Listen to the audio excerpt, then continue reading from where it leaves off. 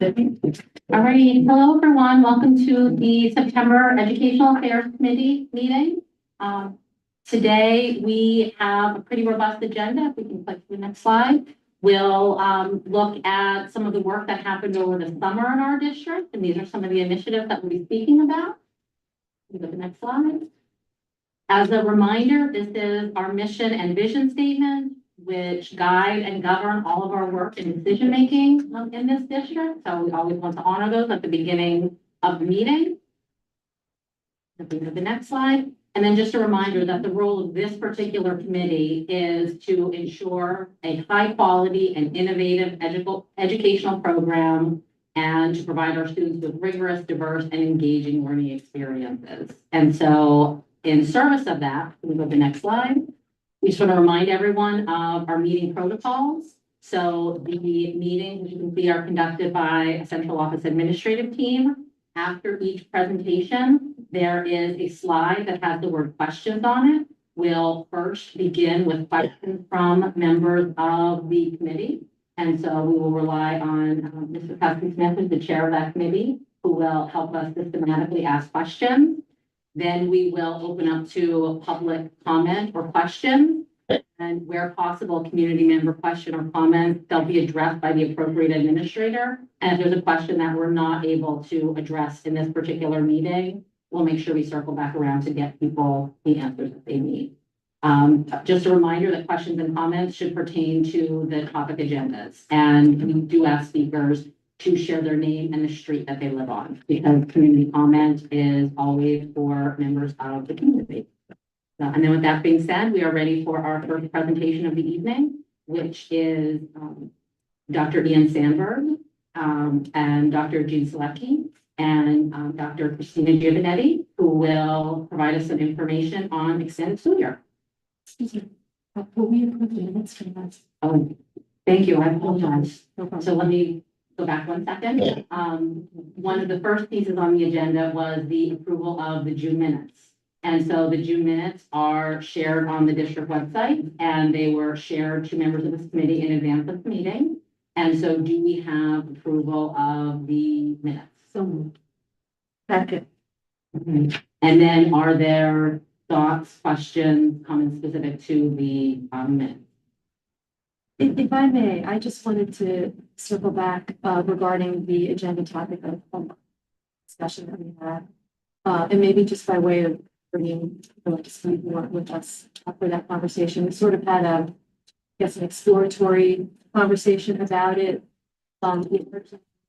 Prompted by a student article in the Panther Press that kind of, offered this as something that we had not looked at. I think it's 20 some years, updating our homework policy. So it seemed the time to follow up on that and start the conversation. So I just sort of wanted to be clear in my mind on what the next steps are in that conversation. I recall a discussion of an exploratory topic at a curriculum council meeting this fall. But again, I just kind of wanted to throw that out there so we can maybe discuss where we're going with that. Great question. And so in the June minutes, which are posted online, along with an overview of the research on the current state of homework and in the world of education, we had posed the question, is this the moment where we want to begin to explore our homework policy? And in order to do that in ways that are robust and true to our purpose, it is something that really needs to be done in concert and collaboration with educators in the district, with parents, with the administrative team, and with the larger community. Because when we think about what is the work that we ask students to do both in the classroom and then extend outside of the classroom, that is work that we need to do together. As we're thinking about asking teachers to sit on various committees and to lend their time and their expertise to some of that work, it does seem to behoove our purpose to have a few other pieces put in place. So the indeterminacy around the current collective bargaining agreement, that seems like it may be a burden to place on our teachers right now at this moment. So I think as soon as we have some closure on that aspect, so that we have educators who are already really excited and open to be a part of the conversation that impact them deeply, I think that is a moment where we can best strategize. Some of the ideas that we talked about last year were a series of committee meetings, like a series of subcommittees. We're talking about like 3 or 4 meetings that would involve that group of stakeholders. One meeting looking at current research as well as current policies that exist in other districts. A second meeting that we would think about what are the implications for us now that we have thought about what the outside world is doing. Can we think about what this means for us? And then a third meeting when we think about ways of getting feedback with the community and thinking about how we basically put legs on that work. And by the time that work ends, we would be thinking about what kind of recommendations would we like to make to the policy committee in order to move that work. The timeline for starting is, I think, the piece that has the kind of the large question mark. And if I may, the timeline for starting, I think it's important that there's 2 out of 5 principals missing from this discussion at the moment. And I think it's really important that they're also at the table. So that would be right. And obviously the superintendent as well. So those are kind of 3 big players that I think should be involved as well. So I think we have a plan, but not necessarily this is the moment the plan begins. Can I just ask a clarifying question? So these would be 3 separate meetings or 3 separate committees that you're suggesting? These would be 3 separate meetings of the same thought. And that group would include community members, teachers, or opportunities for them to weigh in. They would have opportunities Okay. for members of the larger community to weigh in. Okay. But the exact makeup of how we're forming that committee, when the dates of those meetings are, we're just not at a place where we can launch that discussion right now to the week. Okay. Okay, that makes sense. So then we'll revisit this then when the conditions are more favorable to get more voices at the table. Okay. So is this something that's more like to look for 25, 26 and not 24, 25? I think it will be worth revisiting in a month or 2 when we see kind of where we are across some of those indeterminacies. And then that, I think the rightness for the conversation should die. Okay. Thank you. I think we can move on. Yes. Thank you. All right. Dr. Sandberg. Already, this was working. I'm sharing it out.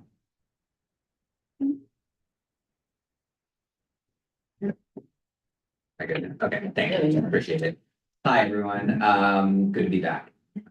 So thank you for having me. I'm going to try to be as brief as I can possibly be, which is a challenge for me. And I know some of you know that because you get to see me more often. One of the really nice pieces about this presentation that we do each year is that it allows me to showcase some of my amazing coworkers. This work would not be possible were it not for the supervisors who are here tonight. I know that they were already introduced, but Dr. Jean Selecki is our supervisor of elementary special education, and Ms. Christina Giovanetti is our supervisor of secondary special education. I've had the privilege of knowing them for a combined decade, I'd say at least.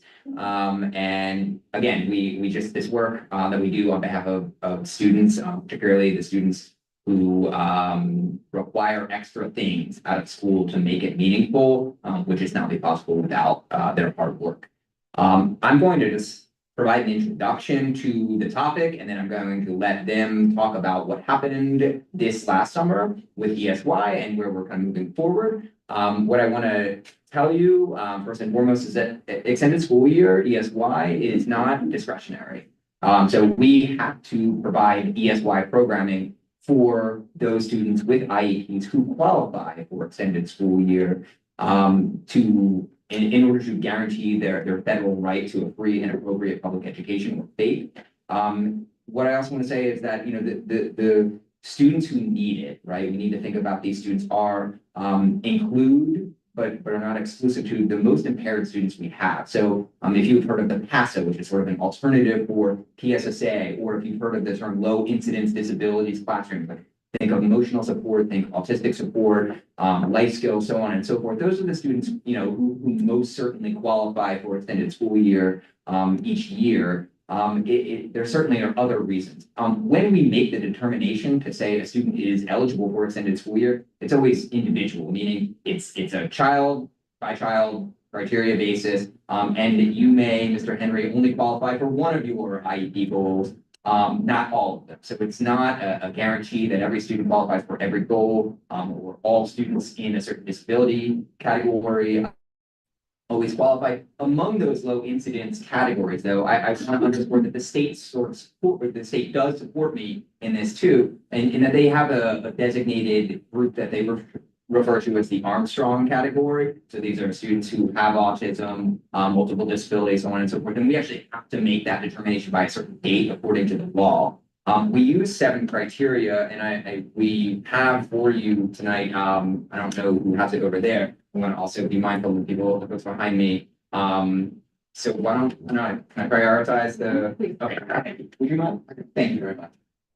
So this is just coming from Patan and the state in terms of what those criteria are for which a student would qualify. The 3 ones that I really want to draw your attention to are the most common. They are regression, recruitment, and mastery. And again, what I want to say is these categories are going to overlap, right? So a student who requires extended school year because they are most likely to regress during 10 weeks of a summer recess are, lo and behold, that's why they are among the more disabled children in our district, right? So it sort of makes intuitive sense. The students really qualify again based on individual goals. Most typically, those are for academic direct instruction related services, things like occupational therapy, speech therapy, physical therapy, those kinds of things. Extended school year isn't camp. It's not credit recovery. It's not credit recovery for students with IEPs. So, you know, this is really, again, for students who, in order to make that A and FAPE the appropriate program so that they can make meaningful progress, right? Not de minimis progress. We have to offer this program. Some students we offer on top of what we have here, but it's really on kind of a case-by-case basis.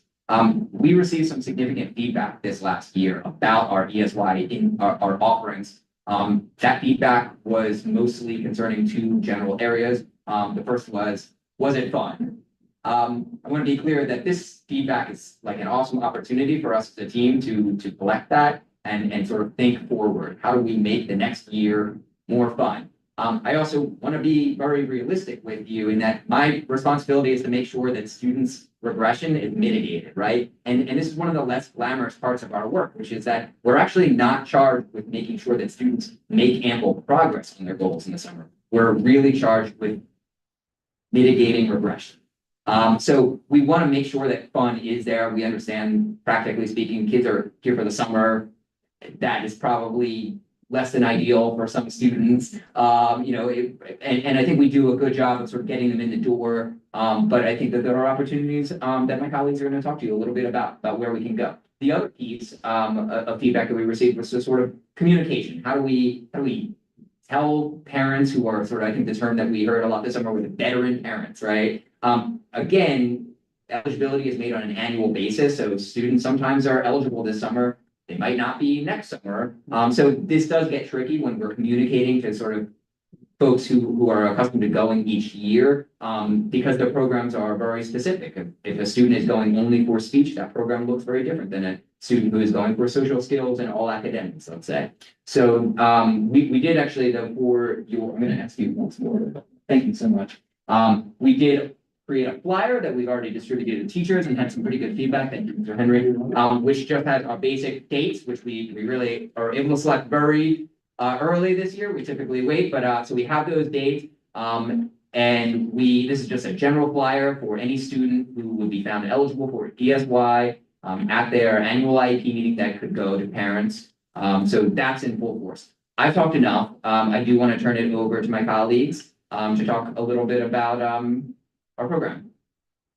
Or sorry, I'm going to do it for you. Right? Yes, I promise. So this is just our ESY overview. We had 120 students attend K to 12 plus this year. It's only 7 less than last year, so we're right there with attendance.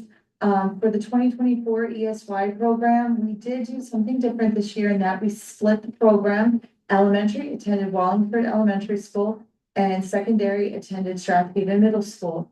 The prior program was centralized here at Strathaven Middle School.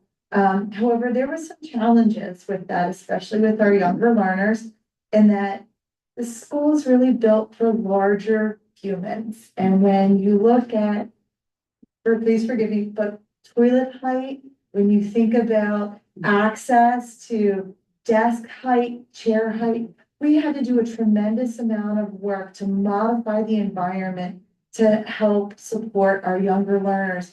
And still then, we still had to do a tremendous amount to support them in person.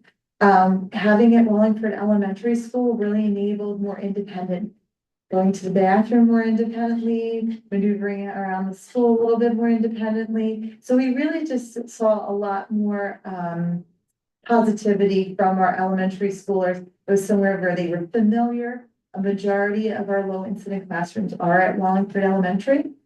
So therefore, they already were familiar with their classrooms, all the materials that were there, and it just had that nice young vibe that just welcomed our students. So I will say that that was a huge positive, that we got a lot of really great feedback over that we changed to. And just to piggyback a little bit, a lot of our secondary parents also, like they mentioned, they gave feedback like we really like the older students in the middle school or middle school and high school students to be in one separate building. So we did get a lot of good feedback. So that was so community-based instruction. So part of our ESY programming this summer and past ESY programming years have included community-based instruction. And for those of you who may not be familiar with CBI, community-based instruction, basically it's an instructional method or programming style that promotes both academic and functional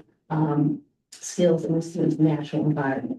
So the great thing about CBI is that it really provides real life experiences and opportunities for students in their community that help promote independent living skills. One of the things that we really focus on, and CBI is for students at the secondary level, mainly in 12th grade and beyond. So we really focus on helping students transition from school age to adult life, and really focus on those independent living skills and focus on intensive instruction to enhance their daily living skills. So, there's certain instruction that you can do in the classroom, but you really take it beyond the classroom so they can experience authentic opportunities in the community. So we had that part of our ESY program. The great thing is that we had our current teacher, our life skills teacher at Strathaven High School, Ms. Sarah Hall, organized the CBI trips for us this year. So she was very happy to help us plan it. So she planned it before the school year, and they actually went on 5 trips for each week of ESY. And I just want to kind of go back and just say that the CBI instruction is based on IEP. So not all students require CBI instruction, but students who need that really intensive, instructional daily skills. So we look at the IEP goals and we kind of work on those skills in the community. So the first week they went to Wawa, they went to Acme, they actually went to a movie theater for the meeting and mall, Target, and they actually put the diner in media. And so it's really great because we had the school buses, they went out to the community, and it really had a blast. And they also focused on the skills they really need. For instance, at the diner, they have practice reading the menu, giving their orders, paying the bill, calculating, the tip. Some of our students have communication devices, so they're not able to communicate, but they have communication devices, and they have the list of the shopping items that they need, and they select and use the communication devices. So it's for students that need those, enhancements in the community. We got a lot of feedback from the parents. They really enjoy, having our students go out into the community the community is very welcoming with our students, and yeah, they have a really good time. But it really focuses on those skills of going to Target, the teachers helping navigate around the store, helping them find items, paying for the items, going to Wawa, ordering their items on the screen, paying for the food. They really had a blast. They came back with the Wawa snacks and sandwiches, and they had a really good time. So it really is something that we extend from the school year, because this is something that we do throughout the school year as well, and we continue in the summer. So it's just again to enhance those functional skills that we can actually focus on in the future.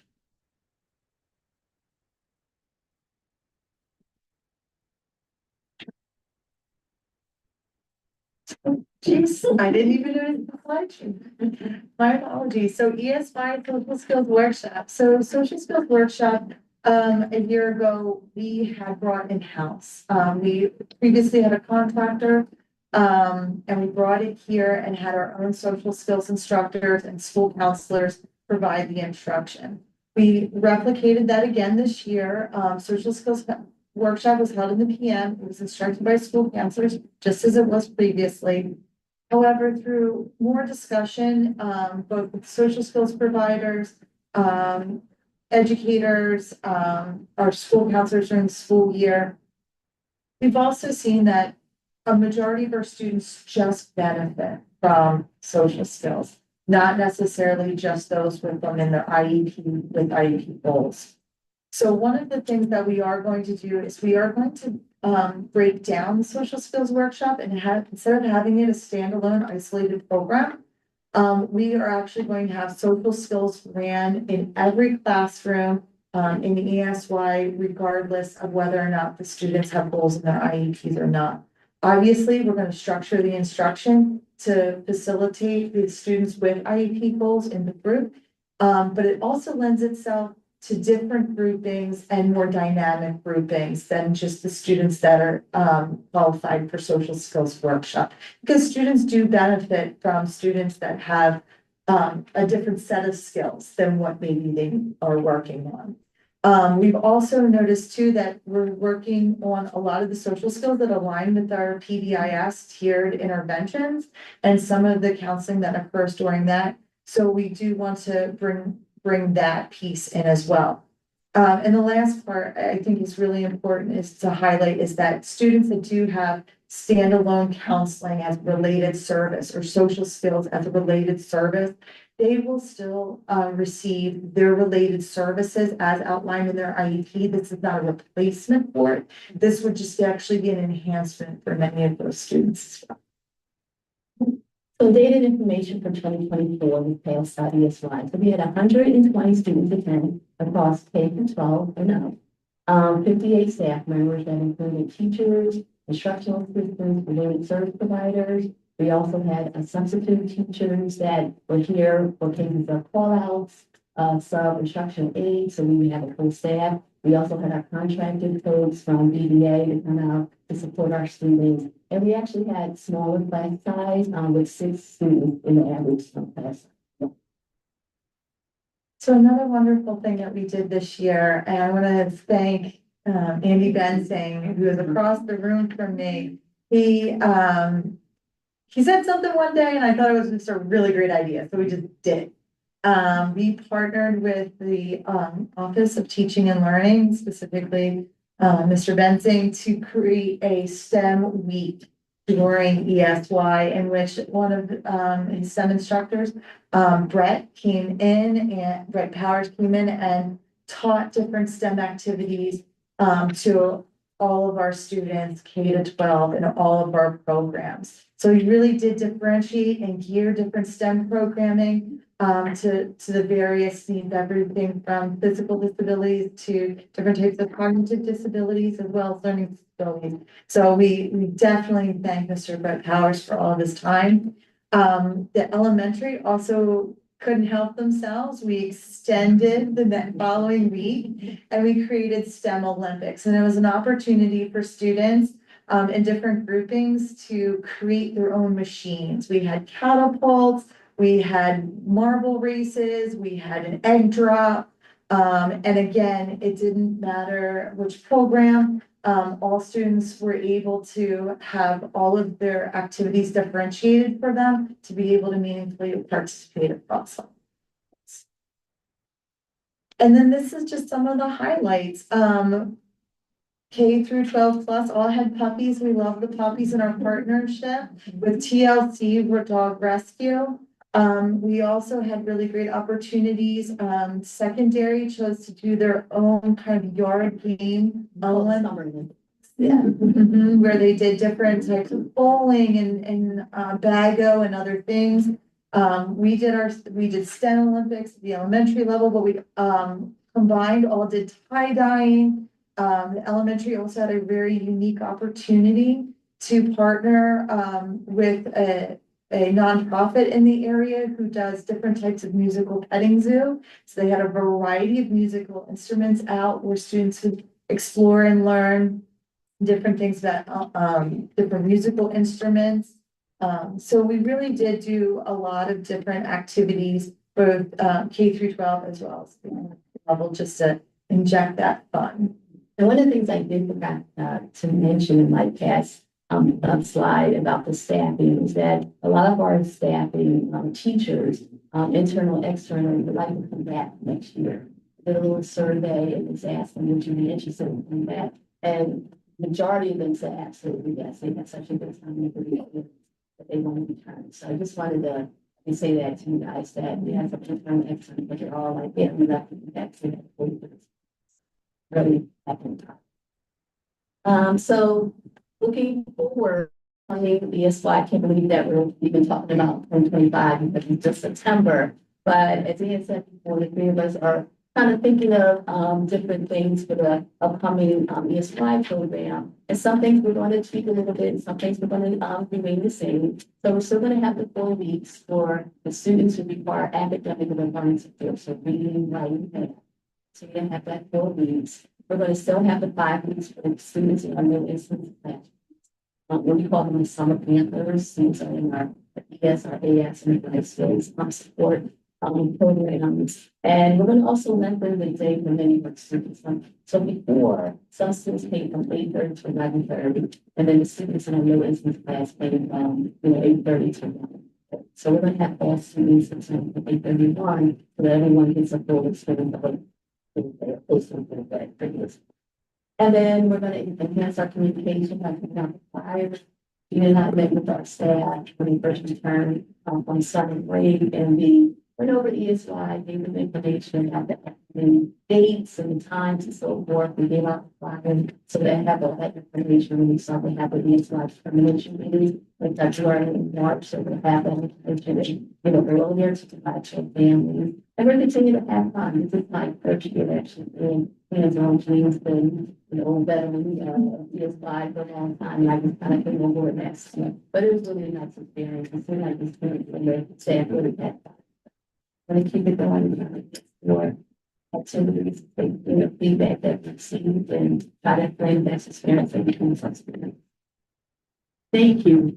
Thank you very much for explaining your program and then how we get it together. And I just would like to see if anyone on Ed Affairs, first of all, has some questions. And question. No. It was a nice presentation. Thank you. I do. So thank you. And I think that the plan that you have was definitely reflective of some of this. I hear feedback.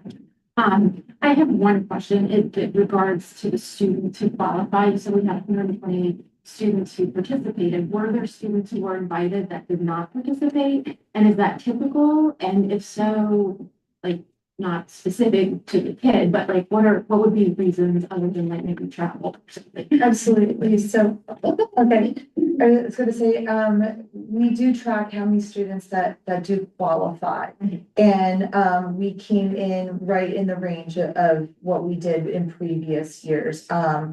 Last year we had 202. This year we had 197. And like I said, the attendance, there was only 7 less that attended this year than last year. So we are within range of parent choice to attend, both based on qualification as well as how many actually attended, so. And also for the secondary students, a lot of the students, especially in high school, they have jobs in the summer. So a lot of the parents, and they told us upfront, like, we would love to come, but they want to have opportunity to get money, during the summer. So that's understandable. Offer against them. Right, then. Yeah, exactly. Thank you. Sorry. So, Right. to piggyback on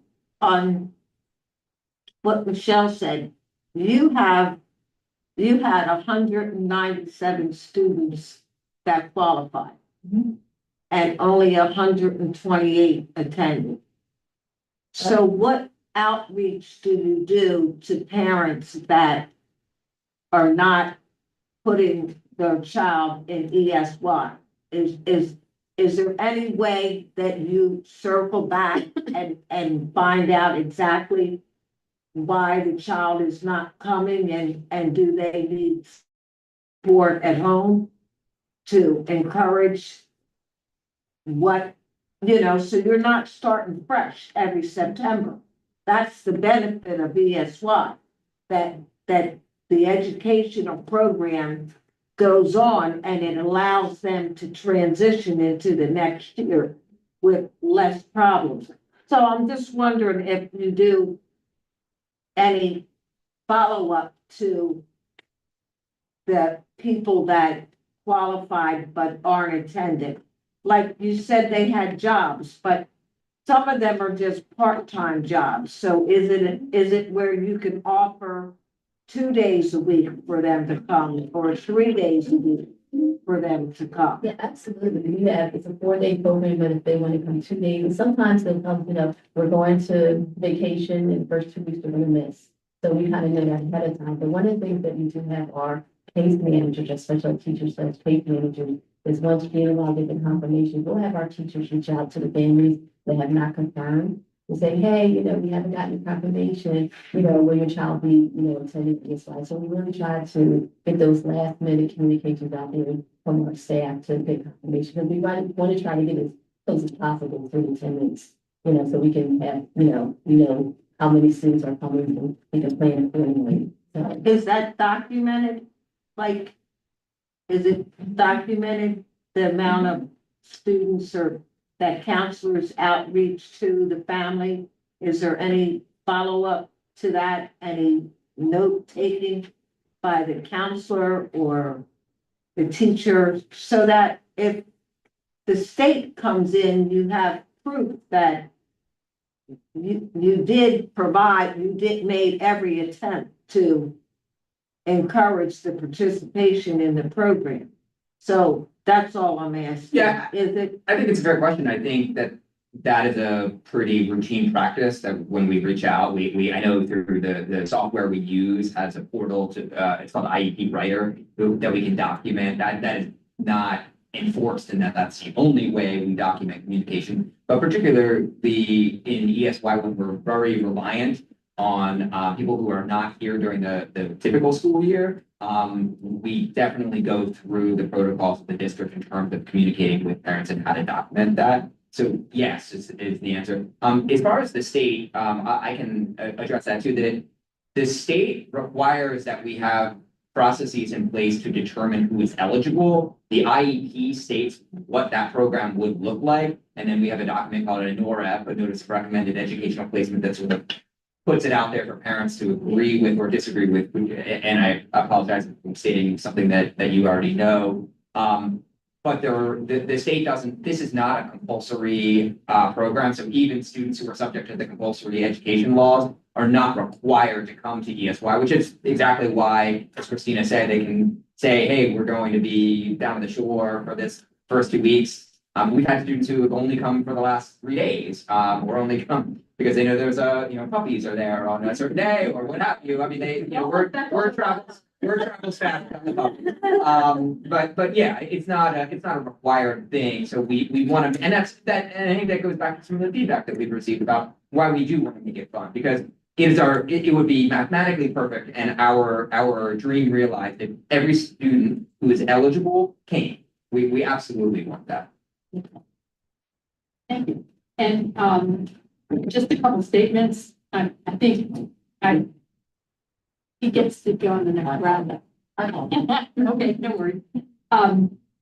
That thank you for your explanation, how we got apart, elementary and secondary became two separate programs. The trips are part of the IEPs for the secondary, but not part of the IEP for the elementary. So the elementary didn't participate in that. You're working on some more fun things for next year. Get entice kids to come. I think that's fabulous. And especially the fact that social studies is now, social skills rather, is going to be integrated into the full day and have full day programs. So the 2 half day spots makes so much sense. So I look forward to what's happening in 2025 and just keep us updated.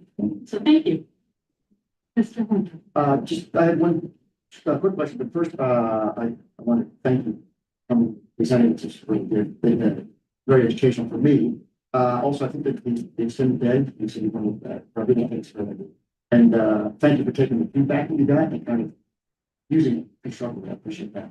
And your communication already, great idea. I'm one who really believes the earlier the better. Like my quick question, Dr. Shepard, for you, easy one. You mentioned when you were describing ESY or the children who were eligible, sometimes the children who come the next year, they're not eligible. Can you give me just an example of why a child would not be eligible maybe the next year? You could collect these. Let me preface that with saying students who are. That may not be I may have overstated how typical that would be, but we evaluate on a year-to-year basis. So simply because a student was eligible last year does not mean that they will be guaranteed to be exactly. So that's a better way of putting it. And an example for that would be because the student has made such ample progress on their goals this year. For instance, it's very common for case managers to collect data following the winter recess. And to sort of gauge, if this as a predictive analytic, right? Like how much has the student lost just over the course of that 2-week break or whatever it is. And that, that may indicate, if a student might qualify because they're on the verge of mastering a skill. So that's a reason that they would qualify, but they may not be at that sort of cycle of new skill acquisition this year. Okay, yeah, thank you. Sure. I think that's everything from the board. Are there members of our community who have questions? Yes. Hi, my name is Karen Rischel, and I live on 211 Woodcrest Road.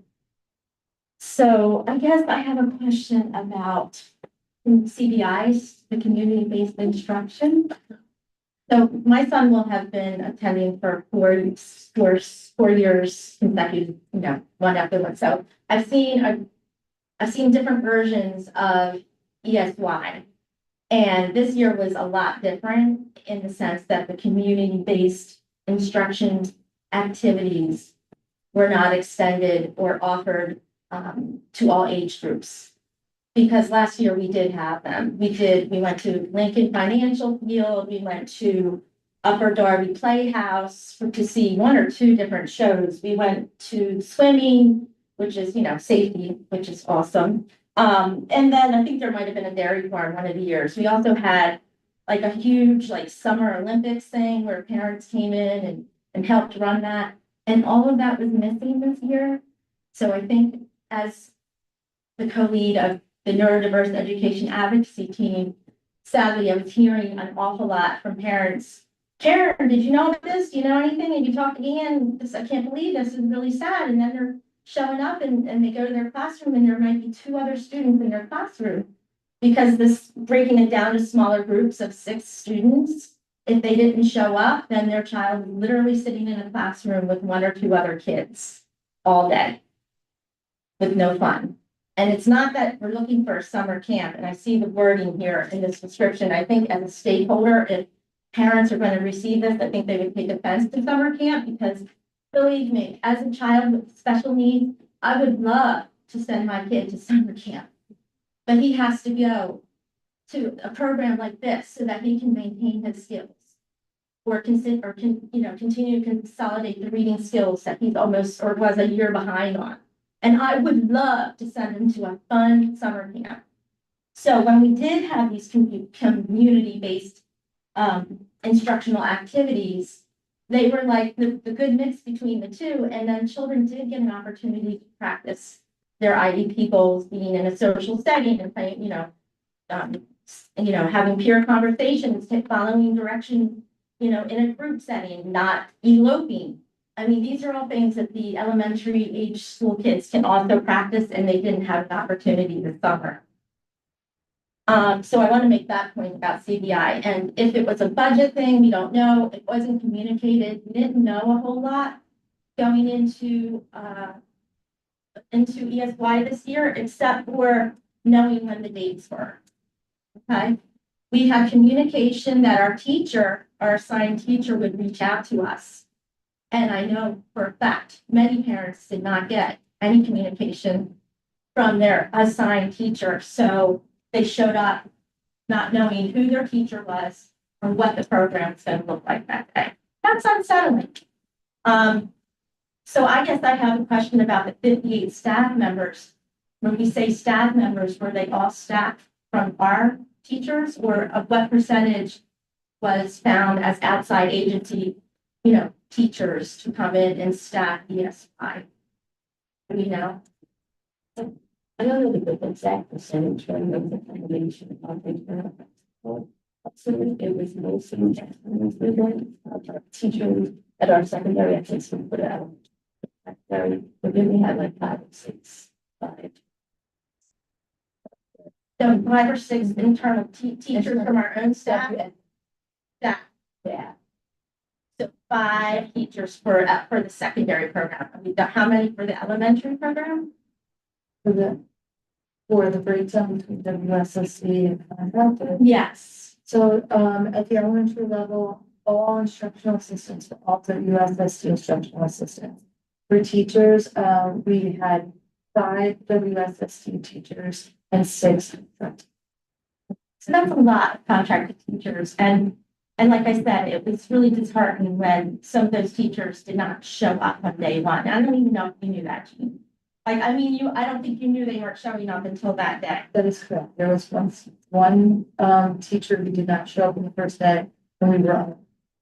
So, However, I do want to just let the community know, we did have, as Christine outlined, we did have a substitute who was special ed certified, who did go immediately into the room. And we also had another teacher who had many of the students during the school year that were in that classroom, who also agreed to come in and support that week to help make the transition smoother. So we did, you are correct. I did not know, the person was a no-show. things happen, but I think the next point I want to make is, I think from a communication standpoint, a communication flow, and Samantha, getting back to you, I think leaving it all to individual case managers to do all the reach out to all the students, and then making sure they are coming or not coming, and also making sure teachers are agreeing. I'm glad you're starting earlier so you can get agreement from internal staff if they want to do it. And then knowing for sure who's going to participate in ESY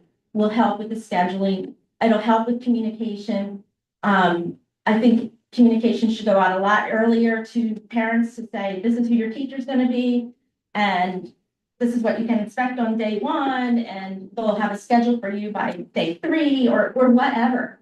It just is kind of like, I just felt bad. I kept hearing from a lot of parents, and I said, Ian, your friend might have been blown up. I'm like, talk to me and call, and but that's the one question I had. And then when I saw that you were going to change the social skills, that one question I did have was, were you going to elongate the day? And I'm glad you are doing that, because it'd been a really tough from a scheduling standpoint to bake in the social skills and then have your related services and then have your math and your English and so on and so forth.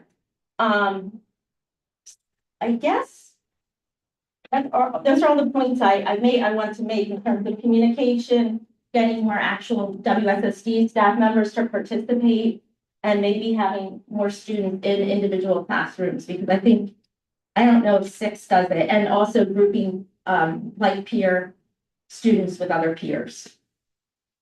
So, thank you. So I I just have a question. Are you asking them for a calendar of what's gonna take place for a given week or the month? I think if there were community-based instructional activities that were identified and solidified and baked in. I know we received it in years past, where a few weeks before ESY happened, it was like, here's the exciting things happening this week, and there was one activity per week. And it gave a snapshot view of what parents could expect. And I think what's important, that some parents may decide to take their children elsewhere. Some may go to Benchmark, some may go to Rose Tree Media, who have an enrichment program where you can learn academics and then also do something more, I don't know, instructional, but not so academic. I would love to see if we can work into Rose Tree Media's program, but that's a topic for another day. But I think just more communication earlier on, with a glimpse of what the program is going to look like, would go a long way for parents. Thank you.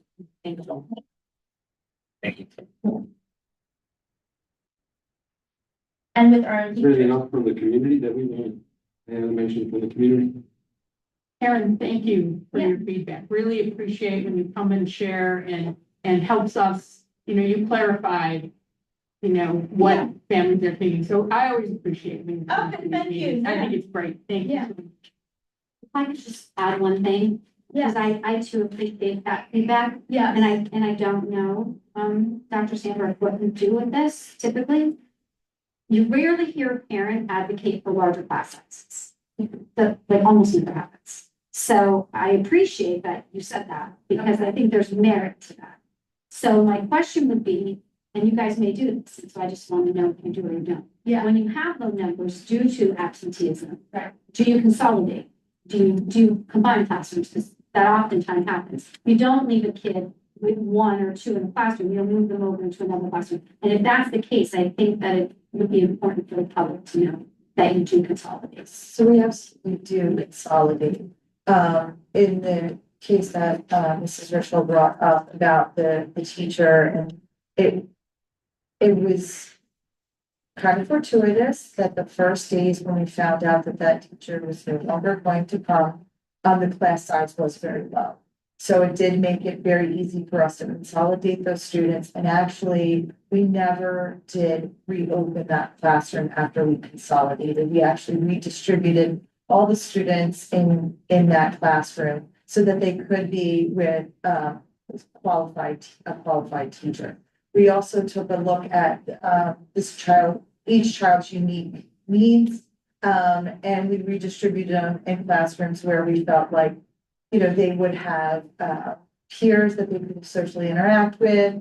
The teacher already had groups that were working on similar skills. So it was very easy for the students to be able to transition into those other rooms. So we do absolutely consolidate, and we do also try to regroup in a way that is meaningful for the students as well. I just want to add that sometimes, we get parent and then they don't show up. It's like, yeah, they're definitely going to come, and then the life starts, they don't show up. So we do have our teachers reach out to the parent. The first week started, and they, we know that your child, they come, and they'll be like, oh, we changed your mind in the last minute. Something, it's hard to kind of predict, but we do adjust at the last minute, and they'll be. So that happens often with parents today, and maybe they don't show up, and then we reach out, but sometimes they don't respond, we email, we call. It's hard to kind of control it when parents is at the last minute because it's summer. Well, I'm glad that there's that element of fluidity that's maintained because there's a lot of merit, like I said, to your statement, and we all collectively recognize the importance of the social component to its violence. I wouldn't want my child to be one or two people. And I think 6 isn't a bad number if they will show. To Christine's Correct. point, what I mean? But they're like, hey, it's one beach weekend for this family, so we're gonna be here Monday to Friday, and then, So as long as we stay fluid, I think that, it's a win-win for everyone. Thank you. Right. Thank you. Thank you so much for presenting. I really appreciate the conversation. All right, ready? So we will, thank you once again to our special education colleagues for the presentation on the slide. Thank you. We are going to, Heather, you're going to transition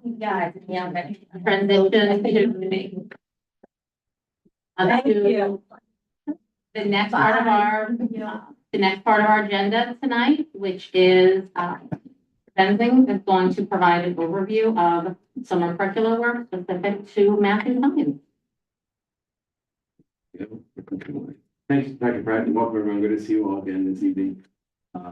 I'm here today to talk a little bit about some of the work we've done this summer, largely curricular in nature, prepare for the upcoming year for our math and science initiative. The first is an action shot of this room looking very different. This is one of our summer sessions that we ran to support the launch of Reveal Mathematics, which is our new K-8 math programs across the district being implemented this year. So this graphic on the top, you'll come to know and love as I have. I see it in my sleep anymore. This idea of a typical math day, what that looks and feels like. A lot of learnings in this regard, from the launch to the explore, develop, the opportunity to practice, a bit of an assessment before we differentiate. So you see pictures of our teachers here. This is the kind of the last stop shop. We ran about 5 of these sessions in the summer, one at the end of the year in June. This crew is made up largely of half of the teachers we hired in the summer and other teachers that were enjoying their summer and didn't want to do math. And some of them had groups as small as 4 and 5.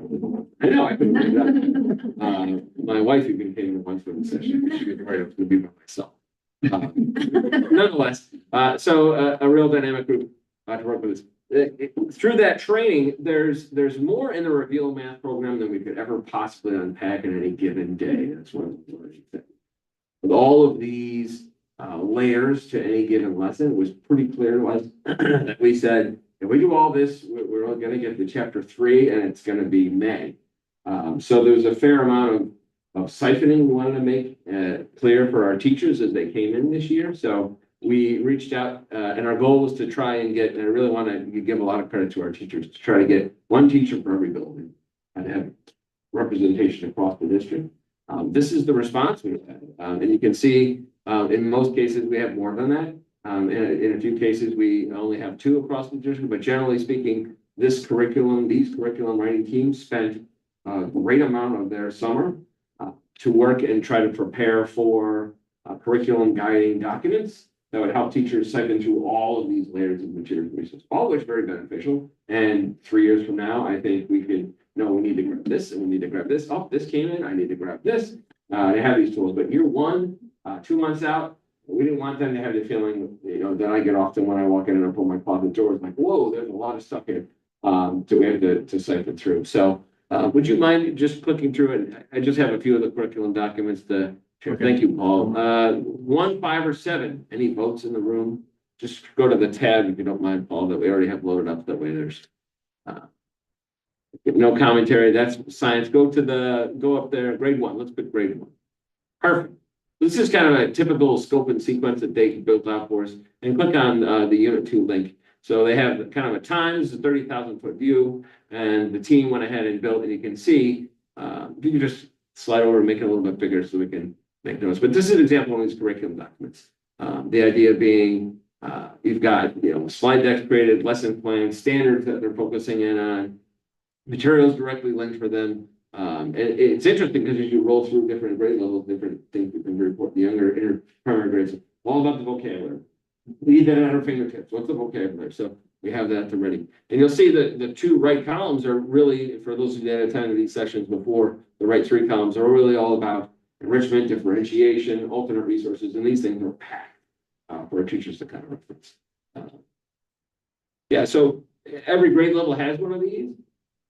I think it's been very supportive for our teachers. They've liked it very much, and we're thrilled. We're going to have to figure out where we're going to find the time to build these as we move forward, but we're good through Thanksgiving, which was my goal. We're good through Thanksgiving, which is great. We have 2 in-service days between here and there that we plan to pack and try to keep moving. So that's great. If you wouldn't mind just heading back to the presentation, Paul, that'd be great. And I just want to pay special note and attention to some of the names up here. You'll see it in grade 3 and 4, and then also in grade 6. 3 teachers on special assignment have been really helpful for us for all this work. They've kind of been the lieutenants on this, coordinating things, to keep me organized, to keep everyone organized. There's a lot of content and information flowing around. They filled in gaps when they existed, grade 3 in particular.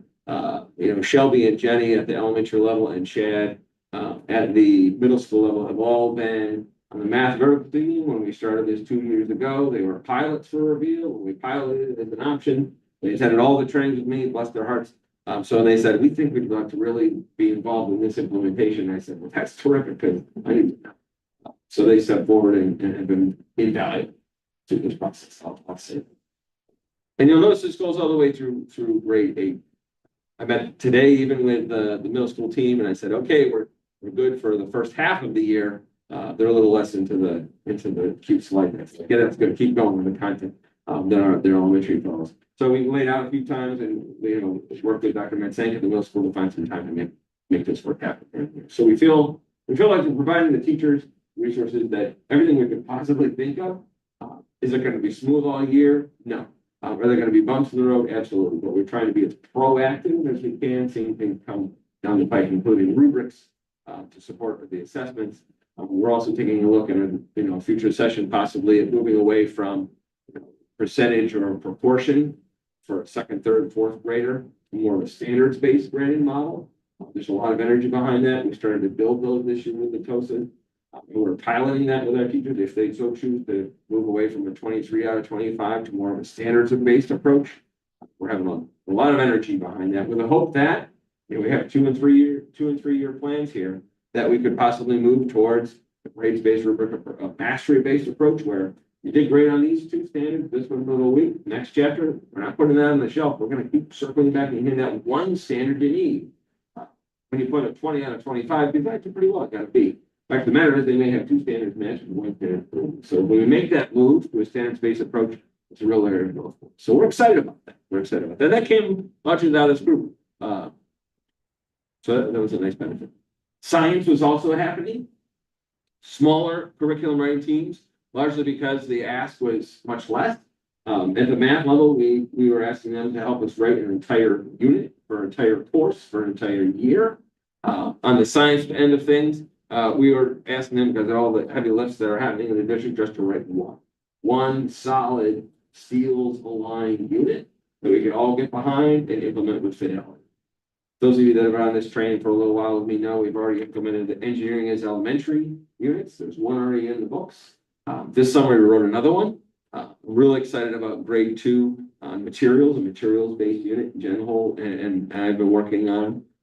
But this picture is more or less a bird's eye view. I wanted to get a picture. This is 4th grade. I said, can I get your picture? They said, absolutely not. It's the summertime. We don't want any public pictures. So I took a picture of our work, which isn't as exciting as people. But what you see here are performance indicators for the really NGSS, next generation science standards, but STEEL standards that I said to them, look, these are the standards. I want you to take a look at them. I want you to group them based on commonalities, what things would make sense to go together. Start with the standards in mind. And what you see here are different units. So this is a unit, this is the unit, up here is a unit, this is the unit, and this is the unit. So they realize, well, I've got 1, 2, 3, 4, 5 different units now over the course of a year for science.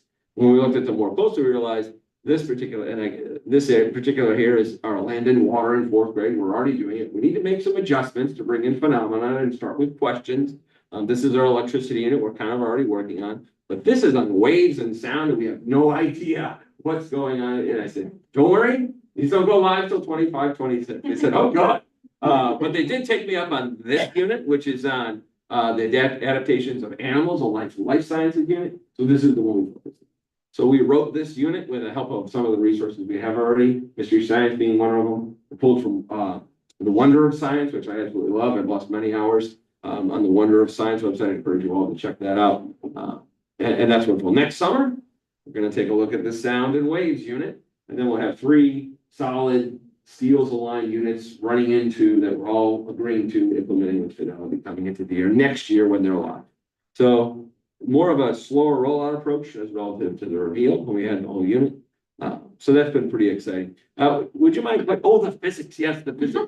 I'm sorry about my time, too bad. Bill Rothenbach, Kevin Freeman work, yes, I'm not getting my stuff on.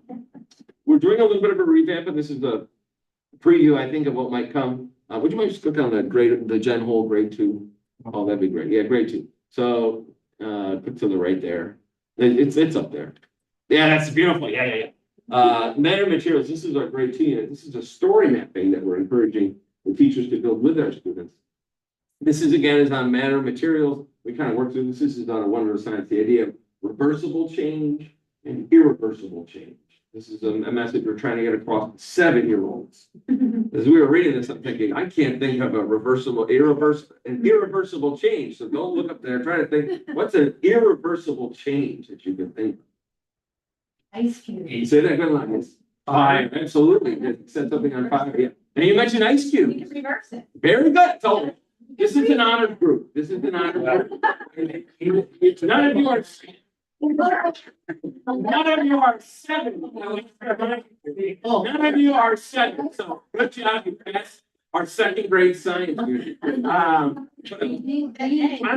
never going to acknowledge aging in real life or as a comment question. I am not aging. Now you are correct, Mr. Pullman. Aging is great. One that's some 2nd grade is an egg. It starts out kind of as a liquid material. Am I going too long?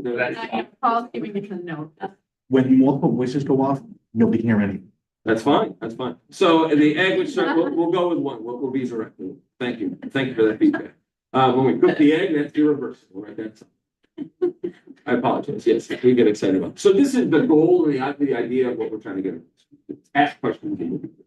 All right, great. Back to the slide deck, please, Paul. So our physics, the physics work is something that's coming up. And if you don't mind rolling down C, you'll see the same idea of that story mapping, the storyboard with those physics in.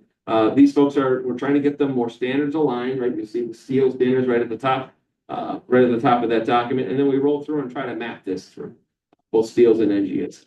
And what was really interesting was the topic when everyone did the cards. Physics down to kindergarten did the cards.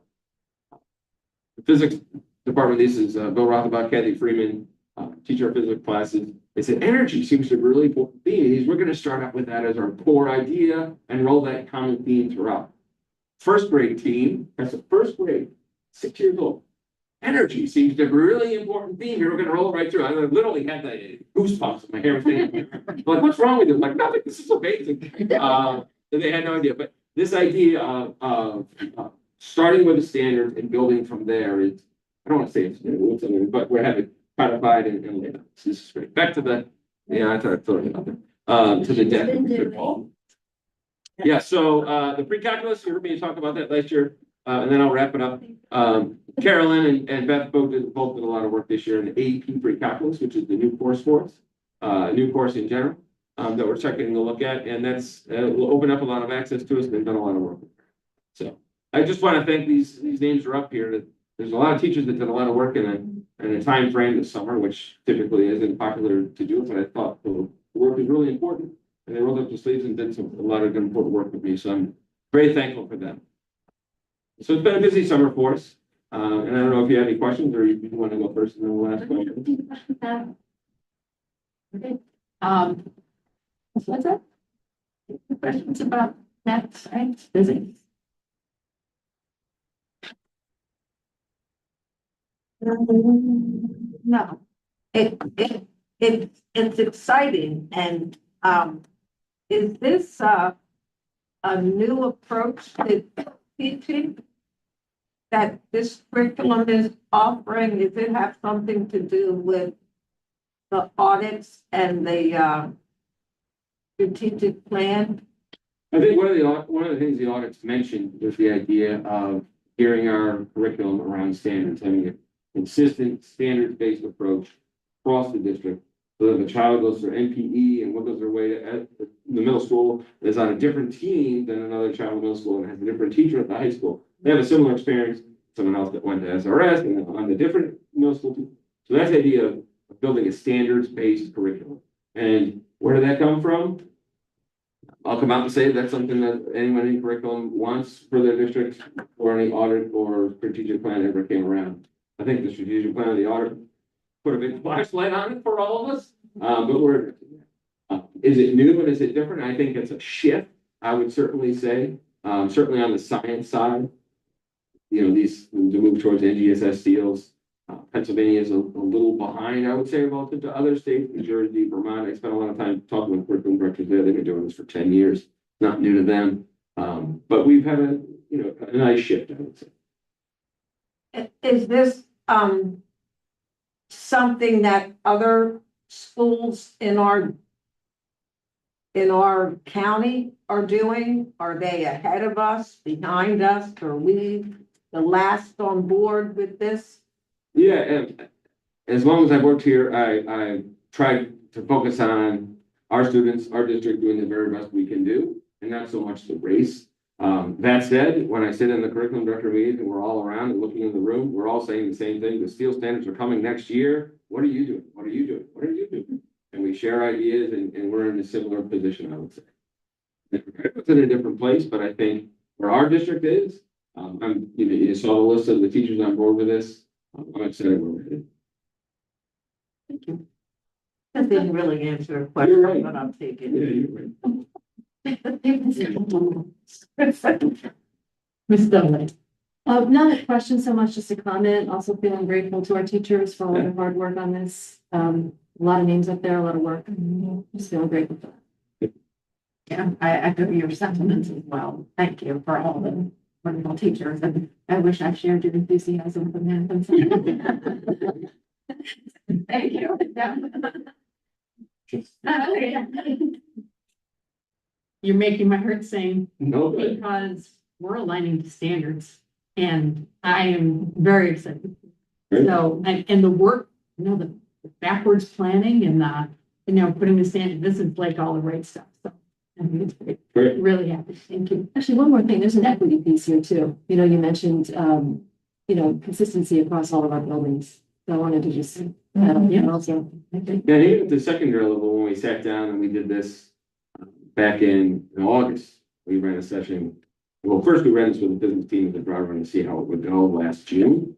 It went pretty well, like, okay, it worked better than we thought it would. So we ran it again in August with the rest of the science team.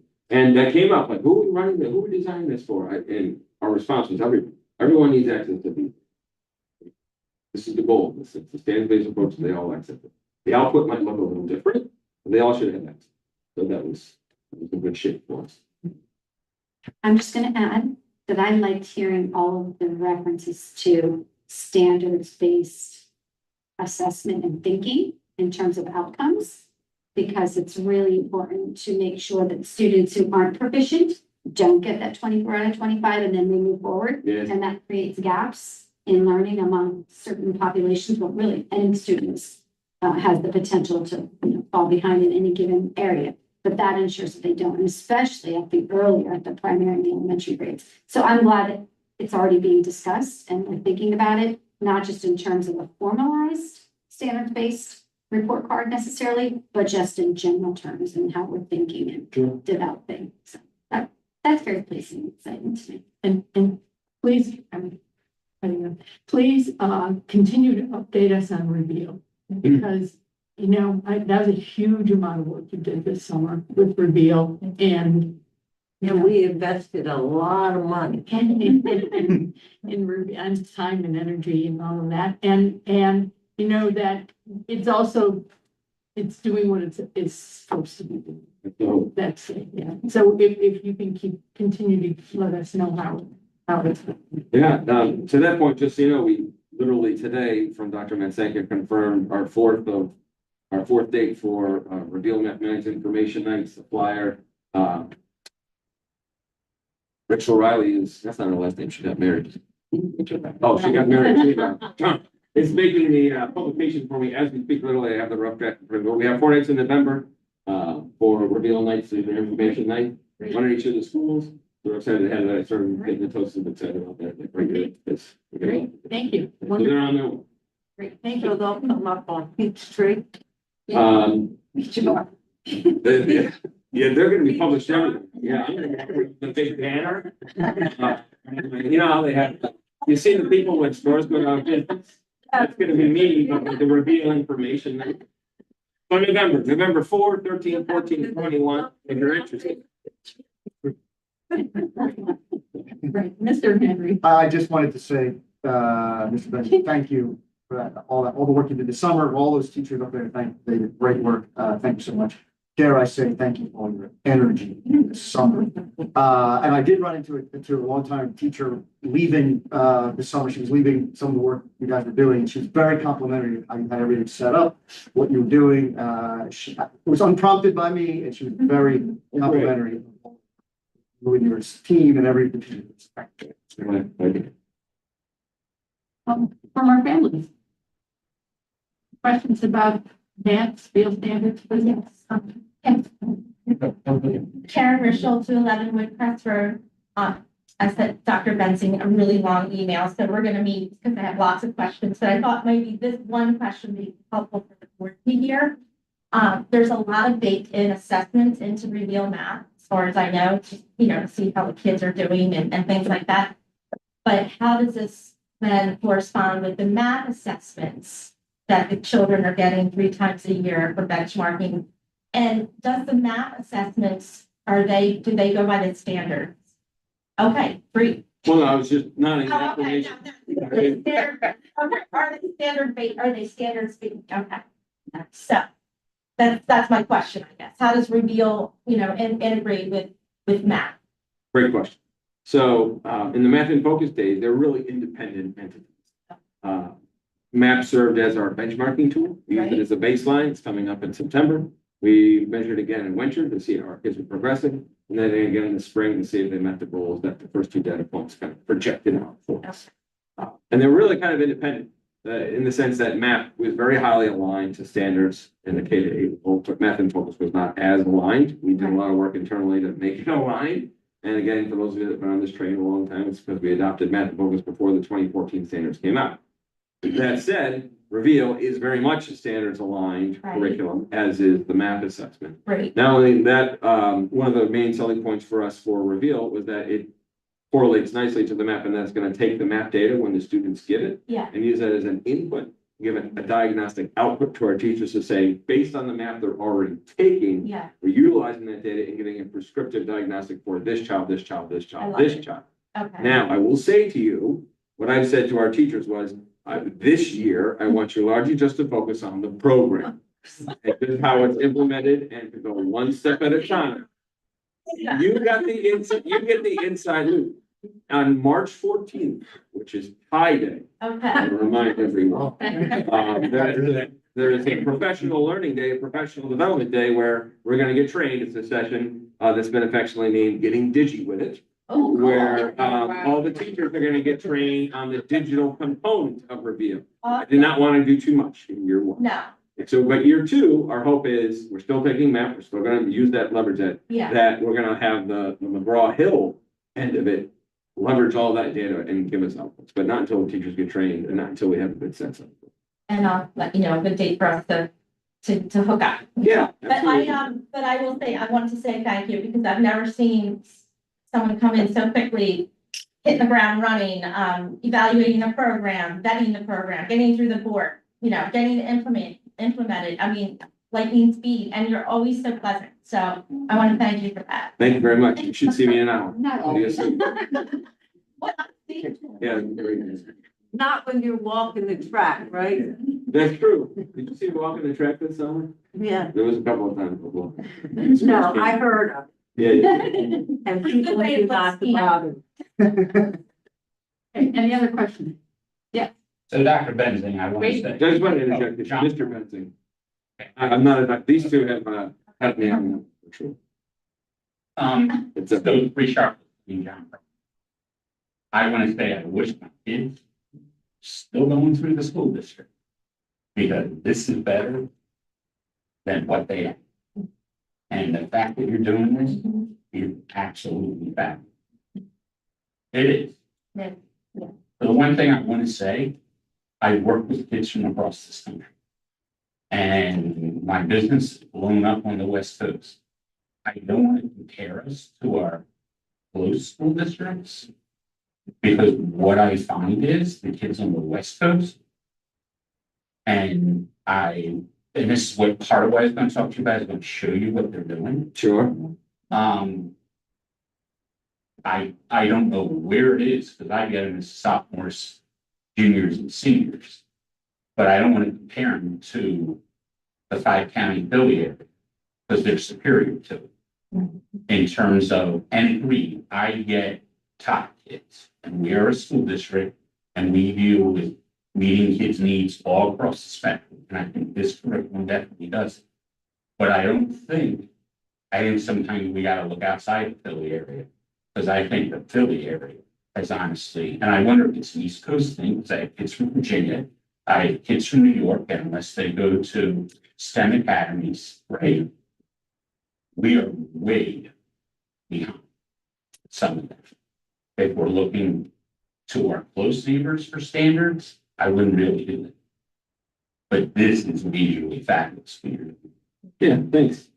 And I concur a little bit with what you saw. I mean, we had opportunity to take a learning journey last year, the year before, one big blur. To Chicago and both California, we saw some of what we were mentioning in San Diego at High Tech High. In terms of some of those outputs, and that's motivated a lot of this, I think. I want to make that pretty clear that that vision was created with some of that work, and is why we're here. Yeah. I'm looking forward to our call. I know we played a little phone tag. Yeah. You and I both went. Anyone else? Any of, yeah. Just going ahead, you all know that this makes me very happy. And Lund 211 LMAP. Thank you. And I think a big piece is the push into the elementary. We don't. Difference has been that so much of the science has been just focused on this. Not even as much, even if it's middle school. We're not getting those first graders and second graders excited about energy. There's not that, like, you're not going to have the kids excited and in the same number. So, I love that there's the same, like, on those topics with the teacher, like the elementary. I think that's a huge difference. You mentioned the information, something that's not, because I feel like there's still so much more work that can be done to just message the hard work that the teachers are doing and what they're doing in any of this summer work that's happening. Just pop something on, even just have if a teacher is willing to write a little, short, like 2 sentences about like something they did this summer with this, like the math program or whatever. Like, that messaging out and getting it out quickly and on those platforms to their parents, I think will make a huge difference. There's so much going on behind the scenes that parents don't know, and it's really good stuff. And we need them to know it. So that's what's also being taught. I just encourage more and let the parents, I hope the parents are going to get to plan the information. Yeah, we our tentative skeleton is it's an hour, but 20 minutes is kind of informational, and then we have stations set up around the room, and we're all going to take a station and kind of roll. We're going to do math together. And take pictures and put it on social media afterwards and push more out that way. Also, we'll plug if there's any appetite for any media-based, game-based curriculum, standards aligned. We have it in PBS Kids, and I am happy to talk anytime. We have irreversible and reversible. We have 4th grade sound and waves. We do. 4th grade sound and waves. We have waves. Yeah. So I could point you to, and you would, for the learning media, we have K-12. Great. All standard. Please, if I can be helpful, I'm happy. Thank Even you. in that homeschool connection. Some parents can, Yeah, that's good. do that's good screen time. Thank you.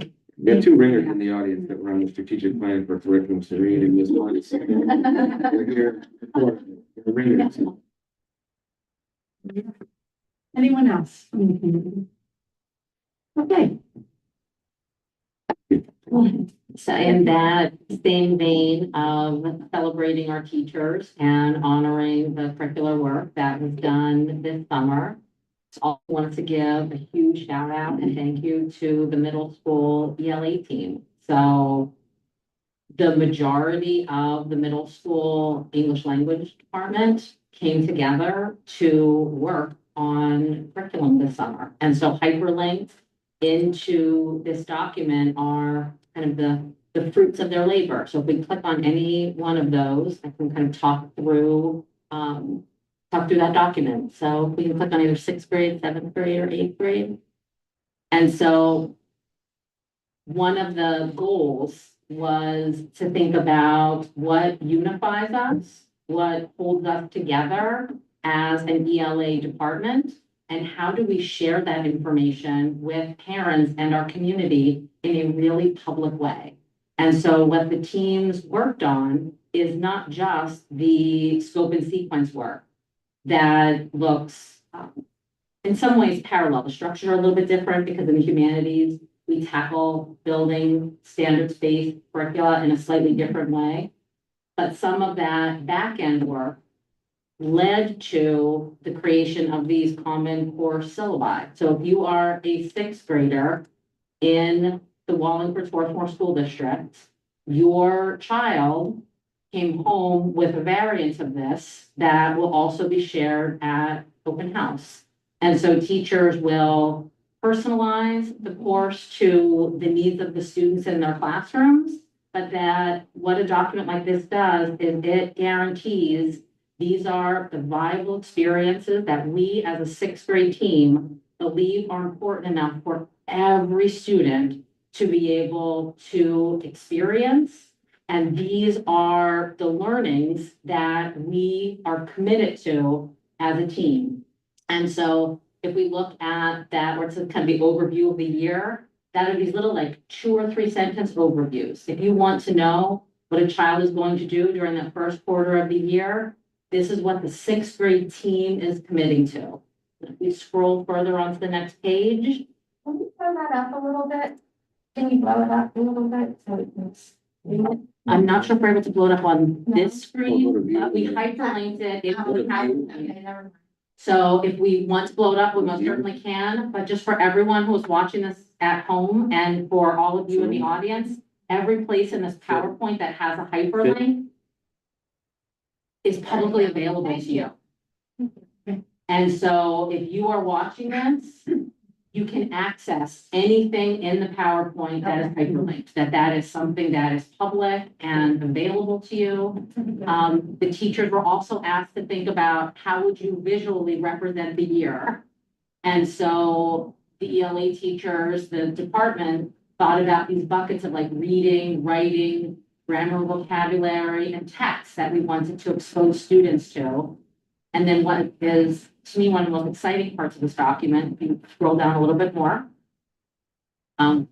we are beginning the conversation around if we say we value these things, where are we making a point to explicitly teach it and then build an assessment that values what we said was important to us. Like where are the places where we are trying to have assessments for learning and of learning in really meaningful ways. So these small little assessments for learning are these pulse points that you take during the year to get a sense of like, are we on the right track? And then you have these assessments of learning that become these larger cumulative assessments. And you also have things like the benchmarking that we're continuing to do with math. So this is a multi-year process. So when I first came to the district, I talked about kind of a 4-year arc of how we work to build curriculum. We're in year 2 as we're thinking about these are the structural pieces we value and how do we put legs on those.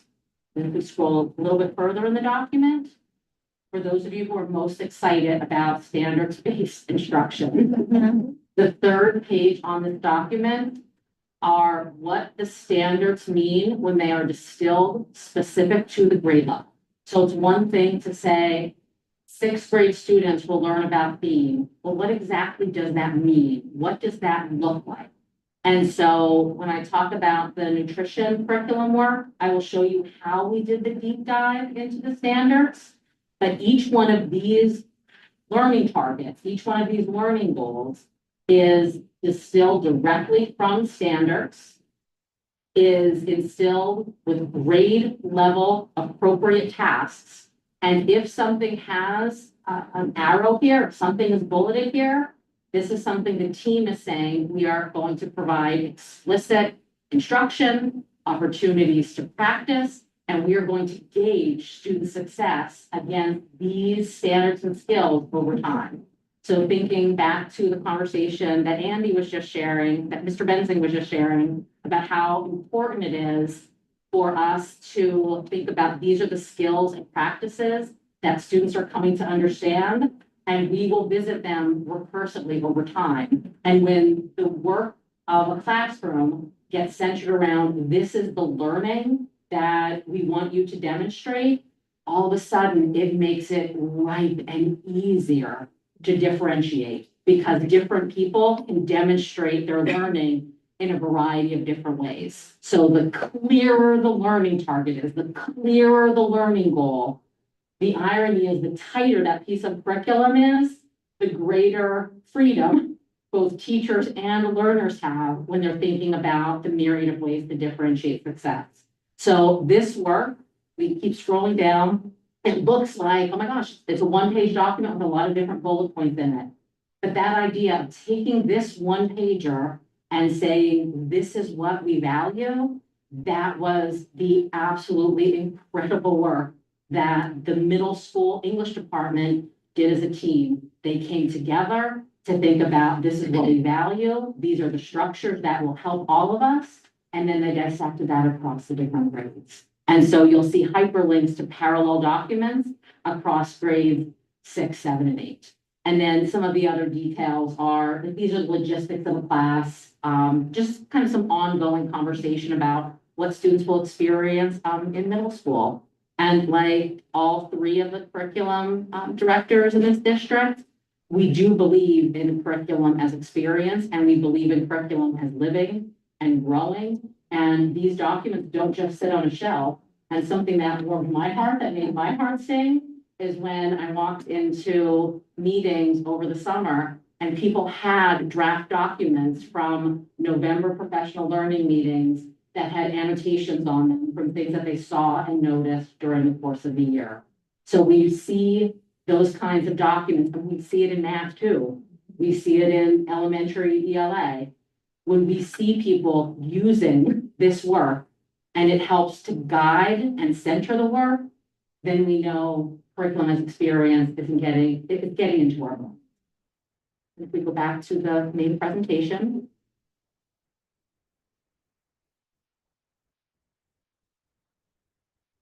I had said this earlier, but I just want to emphasize it, that on the last line of this slide, I've written out explicitly that all of this work also supports the de-leveling efforts we're making in 7th grade ELA this year. Because what we are doing is we are committing that every student in 7th grade deserves access to what the state of Pennsylvania says is the 7th grade curriculum. And by clarifying this is what that means at specifically this year in 7th grade, we are going to work to make sure that every student gets access to that curriculum in a really meaningful way, and then to build in additional opportunities for differentiation. Much like Mr. Benzing, we know that this work is ongoing and it needs to have dialogic feedback. And so last year I offered 2 conversations with parents in October and I believe in early November. This year, there will be continued opportunity. So likely sometime in late October, early November, I'll send out another invitation. If there's anybody who would like to talk about your child's experience in the D-level 7th grade ELA class, this is what we're seeing. This is what we're noticing. What are you seeing and noticing from the parent perspective? And then what we did on the back end is we looked at the students who would have likely been recommended for an enriched ELA class in seventh grade. And we also tagged the information for the students who were in enriched ELA last year. And we looked at how did those students both fare on the map in terms of their achievement and what did their growth look like. And so we are confident, we are predicting, and we are hopeful that we're going to see consistency so that we know, or we have a sense of kids kind of getting what they need and keeping ourselves, honest in this work. And then I just had highlighted a few things that are kind of super exciting. So the sixth grade team is opening the year with narrative, where they're inviting students to think about themselves as readers and writers as they are reading and writing the work of other people. And the sixth grade team is going to try to go a little meta at the end of the year. They're hoping to read the young adult story, The Labors of Hercules Beale, and add in mythology instruction, which is kind of a content area that we've been a little bit lacking in. And as we are building that mythology instruction, they're imagining our students undertaking a parallel assignment that one of the characters in the book is undertaking. And what does it mean to both read about that student's experience and then for us to experience it ourselves? So just some really cool ideas about how we engage with text and how we invite students to fall in love with language and to stay in love. If we go to the next slide. Oh, I can turn my next slide. Well, gotcha. The next slide is about just a really quick update on the nutrition curriculum. So this summer we have, just to clarify, in this district, we have an FCS department, 612 of 4 teachers. This summer, 2 of those 4 teachers got together to build the details of the nutrition course, which is going to run for the first time in the spring of 2025. And so last year they have started primary work. This year they teased that work out in some incredibly powerful ways. So if we're able to click on the nutrition hyperlink.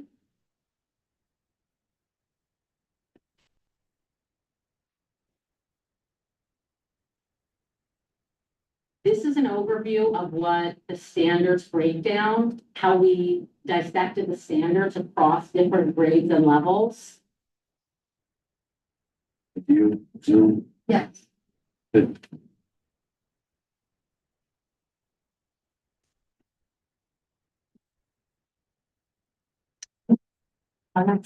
Again, all of this is available on the website. And the most important thing is I wanted you to be able to see the structure and to see the parallels in terms of the language. What does it mean to be guided by essential questions? What does it mean to look at both the Pennsylvania state standards, which in family and consumer science, they were just revised.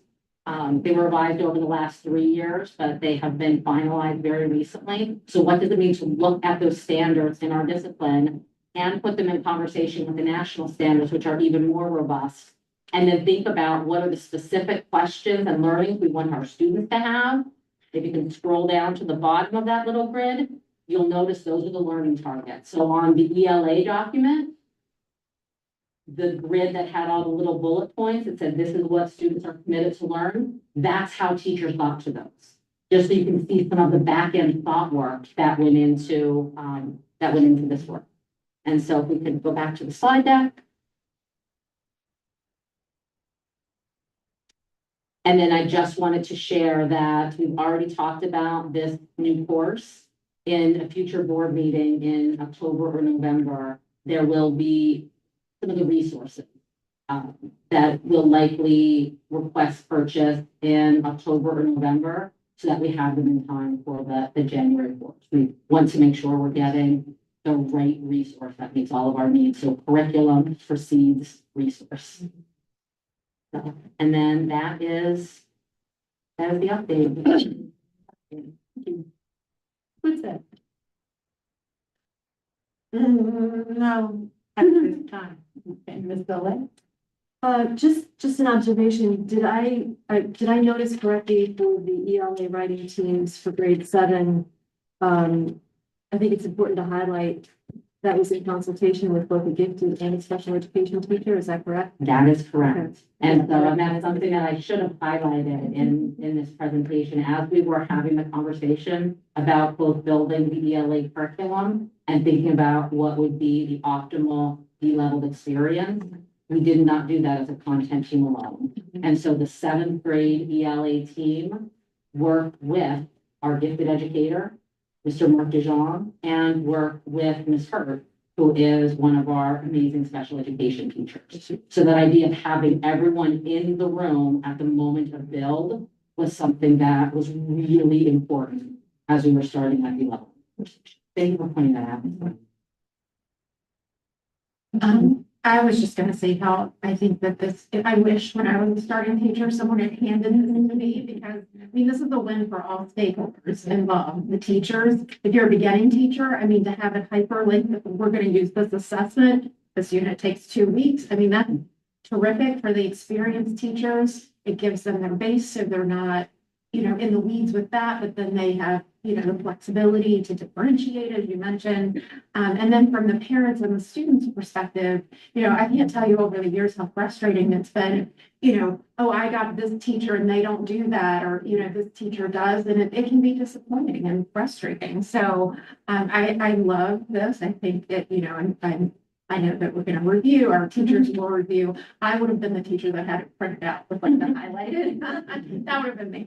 And then also my son is in 7th grade, as is Mr. Benzing, so our kids are going to be the guinea pig this year. So, so I'm excited to see how it will go.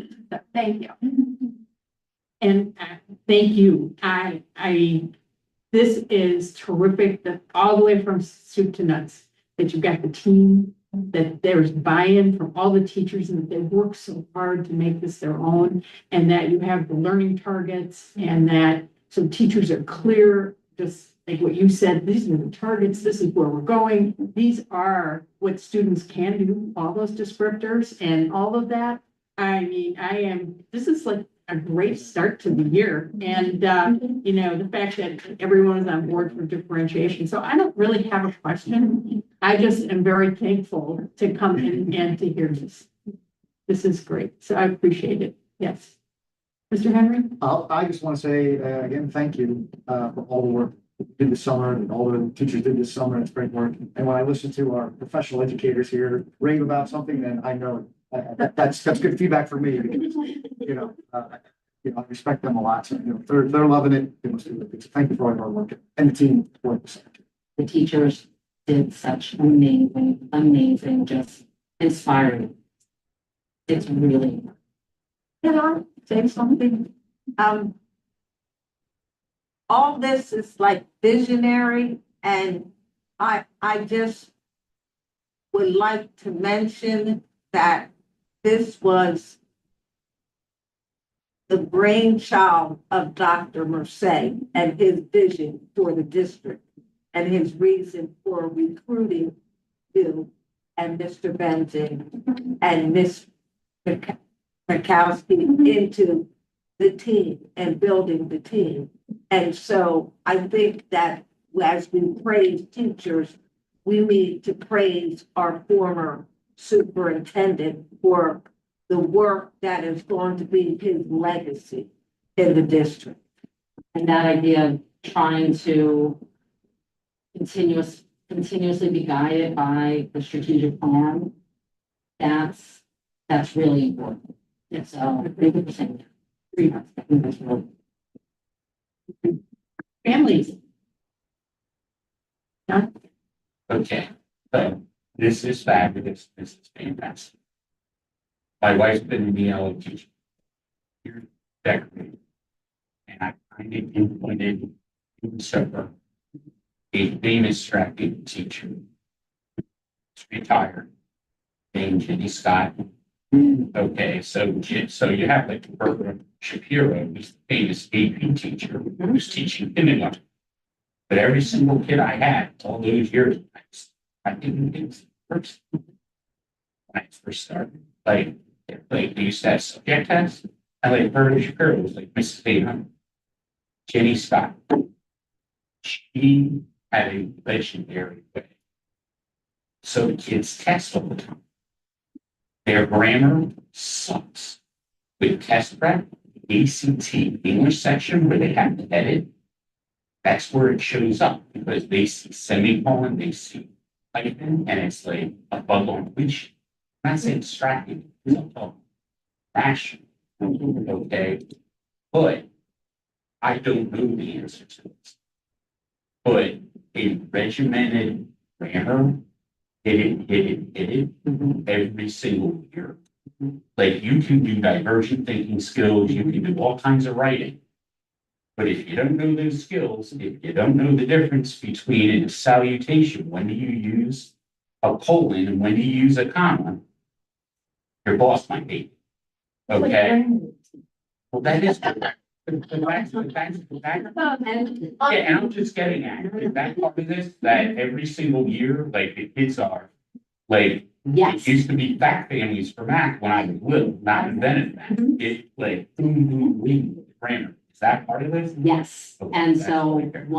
I'll just answer that with a definitive yes. So on those standard deep dive documents for sixth grade, seventh grade, and eighth grade, one of the last pages is grammar, convention, mechanics, and style. We don't live in a world where prescriptive teaching of grammatical rules helps students deeply understand.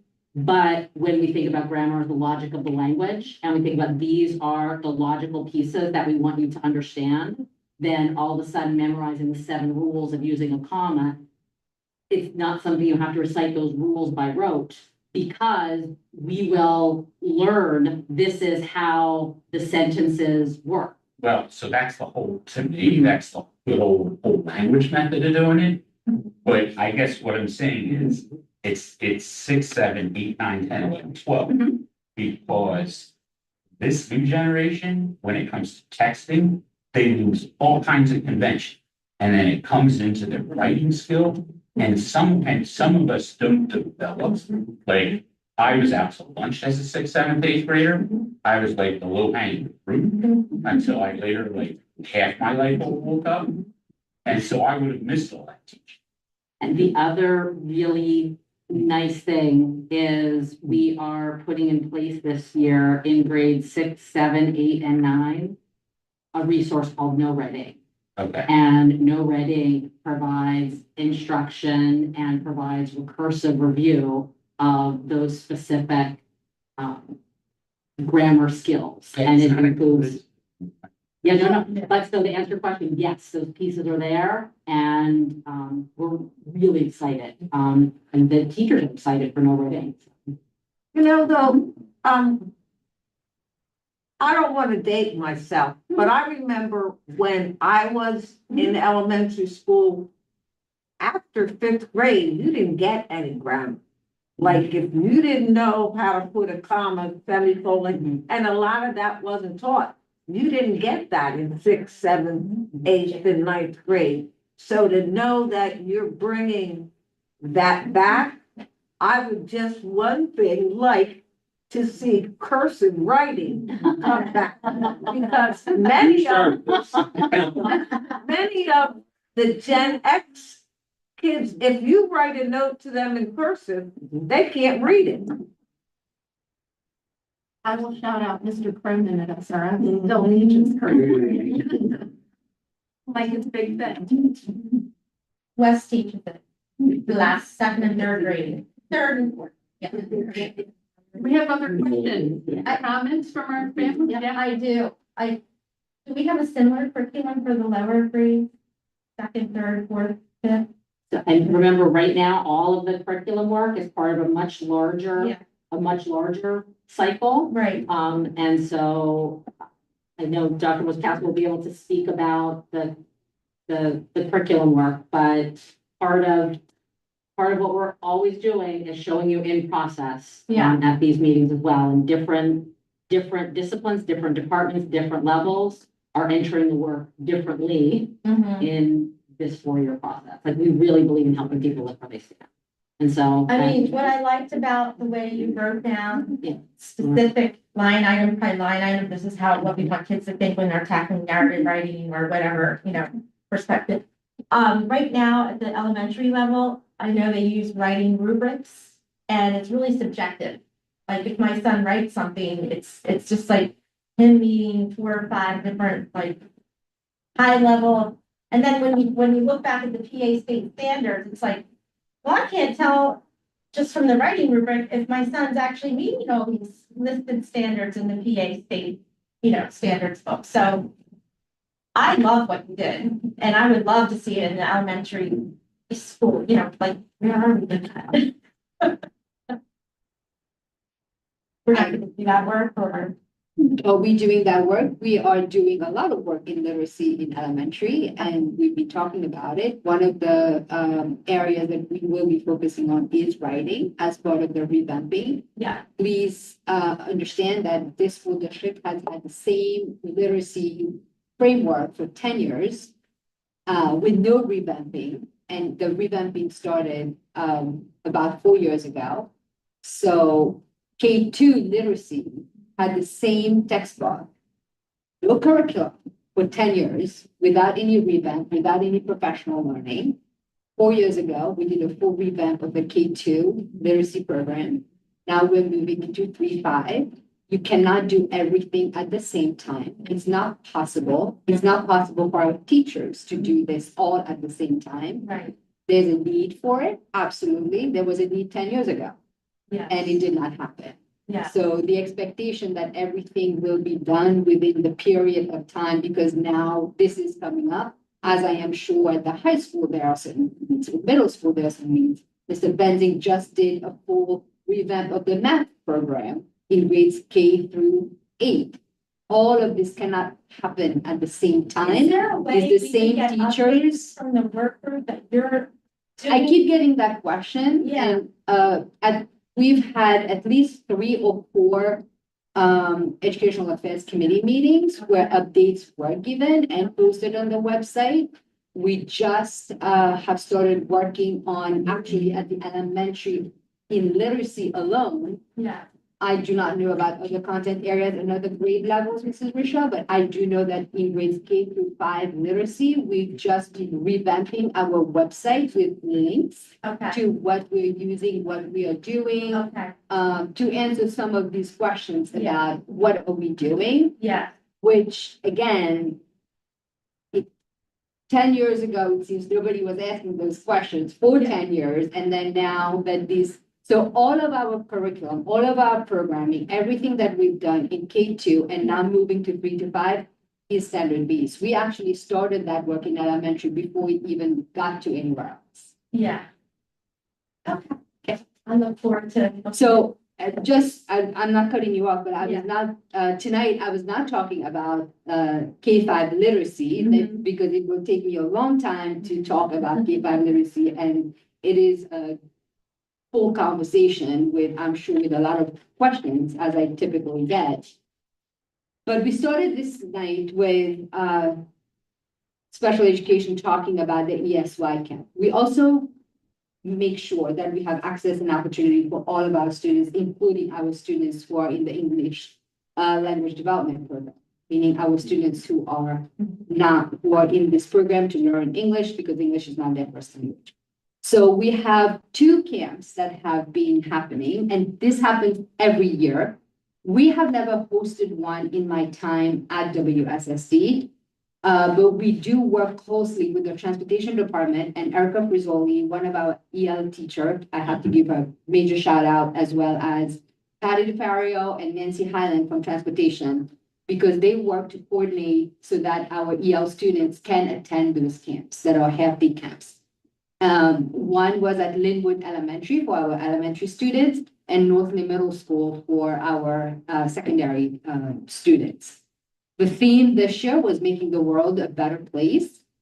Across the district, we have about 52 to 53 EL students, and 20 of our students participated in this program this year.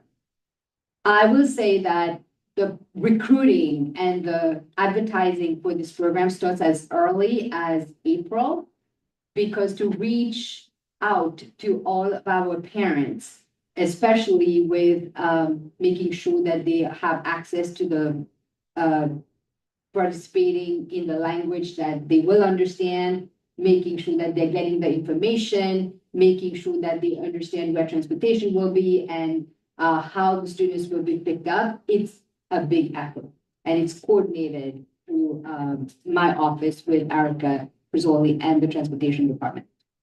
The students had a great time. I mean, the theme was making the world a better place, and there were so many activities, as you see listed, around kindness, sustainability, friendship. And these are some of the pictures of our students who participated in the camp. Great. Yeah, they had a great time.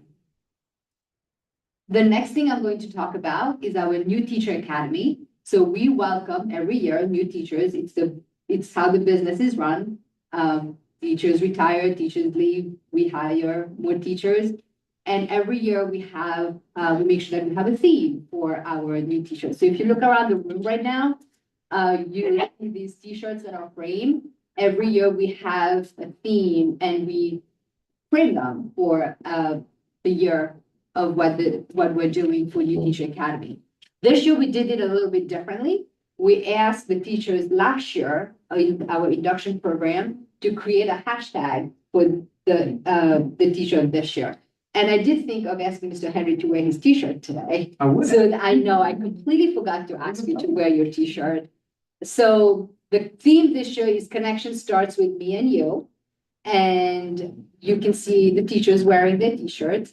And what is the new teacher induction? It's a two-part. We have a 2-day orientation, which we had in the summer. And then we have the New Teacher Academy piece, which is every month we meet with our new teachers as a cohort. And this year, the state has changed the rules a little bit. Now we have to do a 2-year induction for incoming teachers.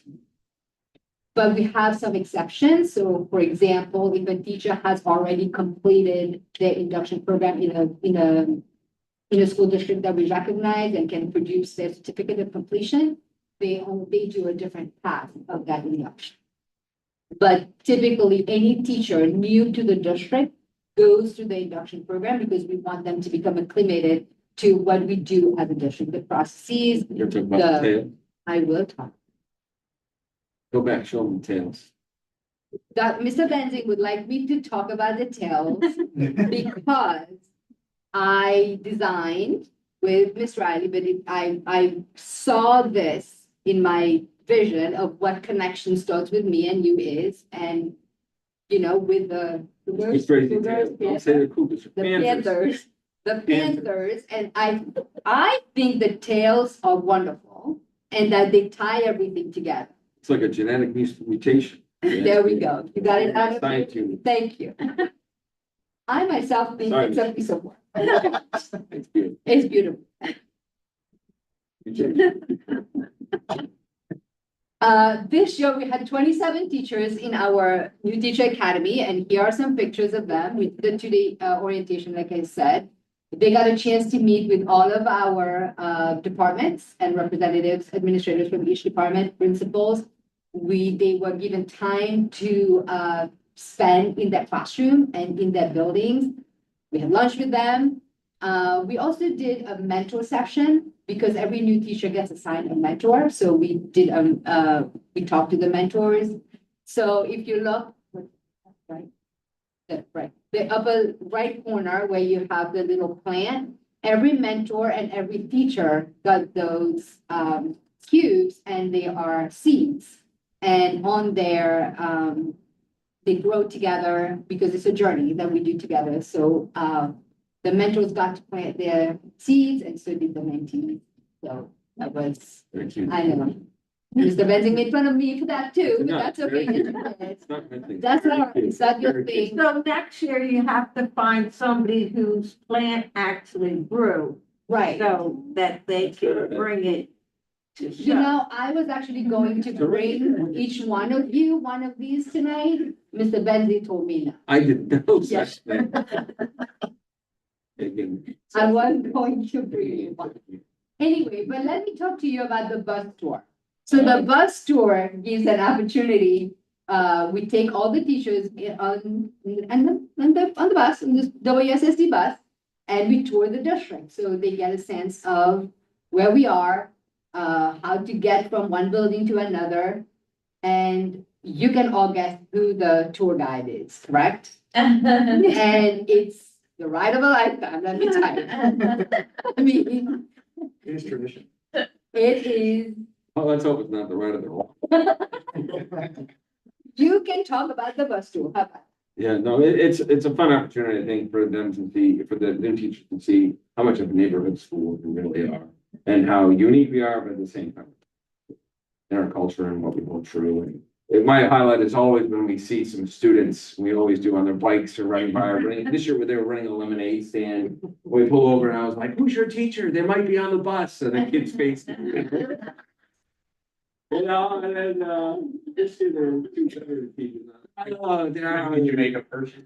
No, We did. that's scary. We did make So, it, they had the lemonade ready. Uh, Well, here's the money, and they're like, Uh-huh. we're making lemonade. I'm like, here we go. He gets off the bus, he's like, I'm gonna purchase lemonade, and then he realizes, how am I gonna bring these glasses of lemonade on the bus? And then you just threw money.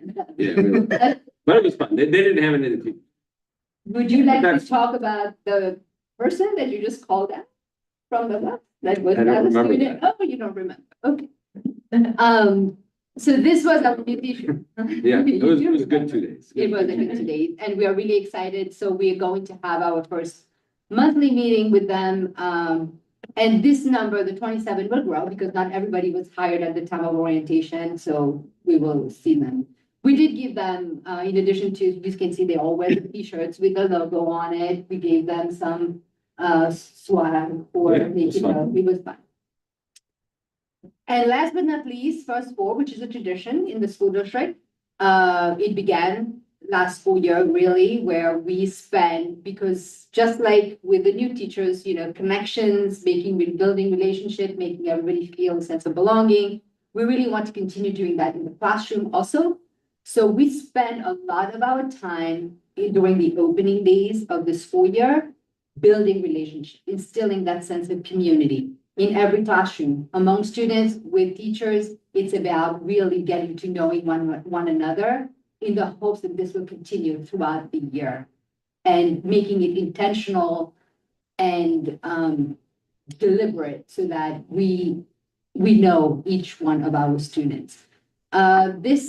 The planning of the activities, the meetings, the assemblies start with our cultural proficiency equity teacher leaders, which there are representatives of in every single building. We have a retreat with them at the end of the year, where we start planning what will it look like? What is the year going to look like when it comes to making everybody feel like they belong in their schools, that they have a place, that they have a voice. And so it's a real collaboration with principals, PBI's coaches, and school-based staff. And these are again some pictures from our opening days where we had from kindergarten, from elementary schools to high school. Is that you and Dr. McCullough? Yeah, Wonderful. Yeah, the drum lines there. That's yeah. great. So these are the three events that I wanted to highlight for you tonight. Thank you. Any questions? Yes, when did this start? The first? Last year. Last year was the first year we did it. This is year 2. Okay. A question about the mentoring program. How long have we been doing that and what does that entail? So the mentoring program, induction is part of a state mandate. Mentoring is also part of that state mandate. So for as long as we've done induction, we have been doing mentoring. What does that entail? So it's assigning in collaboration with the building principal. When a teacher is hired, we also identify a mentor, which is a veteran teacher, a master teacher. It can be a teacher within the same content area or grade level, but it doesn't have to be. It can be your department chair, but it's typically a teacher who has experience in that content, in that discipline, and who knows the school. We really want somebody who knows the working of the district, who's familiar, so that they can be that guide for the new teacher. And do they meet regularly? Yes, they have to keep a log. They receive a stipend to the district. There's an accountability piece. As part of the 2-year plan, we've added that they're gonna provide some observations as well. They're gonna observe their mentor teacher and vice versa. We also wanted them to observe someone not in their discipline. I remember when I was a first year teacher here, and a time I won't mention publicly, I observed an elementary level. I was this big. Didn't have that quite a bit, so we thought to bring that in. I don't have any questions. Thank you. And Thank you. I don't, well, just one question maybe. And I think that what I'm thinking about is the first 3 days, first 4 days, first 5 days, whatever they are, that we look at that this year and decide if how many days are appropriate for each level. I think it's really important that we have some days that we do that building of community, super important, especially with what's going on. We need to have that community. But I think if we could look at the number of days that's appropriate for each level, because I know teachers, I just get feedback that they're anxious to get going, And especially 18. And you know, Mr. Cassie Smith, even this year, so I went to all the buildings and I went around and looked at, what, because it is a secondary, so I wanted to get a pulse on what's going on. So it is, maybe the first 2 days is heavy on, that building connection, and there are assemblies, there are grade level assembly. But then tied into that is, what are the routines in the classroom? What do we do when we come into the class? Even in high school, right? Like what is the routine? How do we go from classroom to classroom? What are the expectations? And then, you start handing out materials, you start handing out resources. So it was not exclusively activities, and nor is that the expectation. Okay. But it is the expectation that we focus on getting to know one another and getting to know the building you are in, and respecting and being part of it. Yeah, thank you. Thank you very much. And I appreciate all the work you do to open up this thing. So thank you. I know All of us. Yes, Mr. Henry? Yeah, I'll just second what Mary Jo said. Thank you. Like, all those programs you just highlighted. I don't have any idea, but I know that it's a tremendous amount of work behind the scenes, so thank you for getting that all done. I love the traditions. I love that Andy's, you're doing the bus tour, like it sets the tone for a fun, good year, morale, helps morale. So thank you for all that work and everyone on your team. It's great stuff this week. Families? So I have a question, and I don't know. So I think that the teacher orientation occurred. I know a couple of them. And when it occurred, it's at the same time that I think our superintendent was beginning to leave. So I think the superintendent component of meeting the new teachers might not have been able to happen. And just my stupid perspective, especially when you're like a young new teacher, it's good to meet the time, because it can be inspiring thing and stuff like that.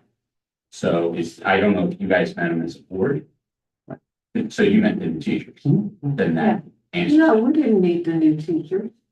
So Board president. Yeah, so that's. I thought- I just wanted. Yeah, So. and I think normally we would have the superintendent, we were in transition, so I think that would be a normal thing, probably. So I would also say that each of these teachers that were in the new teacher induction had their final interview with Dr. Marseille.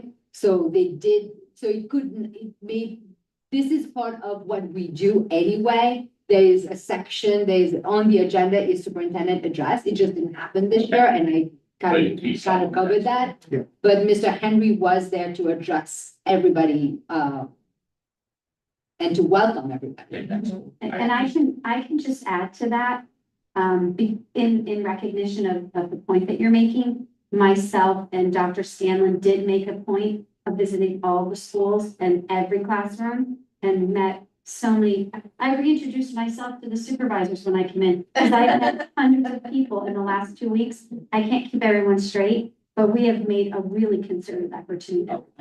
I just thought it was important. It is important, and they But if you appreciate saw it. them, Yeah. So what are you asking for the No. 27 new teachers to have that the superintendent personally I introduces just himself wanted to them? somebody. Yeah, who's they did. Maybe a board president, which, or superintendents, I just wanted them, because I was a new teacher once too. I was, you know, and I just think that makes an impression, like shaking the president's hand. You know, when you're 17, it just can make one of those impressions. So if you did it, that's fine. I just didn't know You're it right. had been done. You are right, and when you go out and you meet all the teachers, you feel that energy, when you shake their hand, it's palpable. Mhm. So, yeah, it's a good thing. So I didn't either. No, I think it's a valid point. Any other family comments, questions? So, thank you everyone for coming to the September meeting in October of 2024. Our tentative agenda items are cultural proficiency, equity teacher leaders, and MTSS and WSSD. So our meetings are always open to the public. They will begin at 6 p.m. on Tuesday, October the 1st. Everyone is welcome, and well, it's wonderful to watch it online. We do encourage people to come to the meeting because I think some of the back and forth and conversation can be really valuable. So Yeah, I appreciate your attending, you know, coming to the meeting because I think it's very helpful to hear family perspectives. And I think it helps me immensely. So, you know, bring friends. Thank you. Yeah. It was quite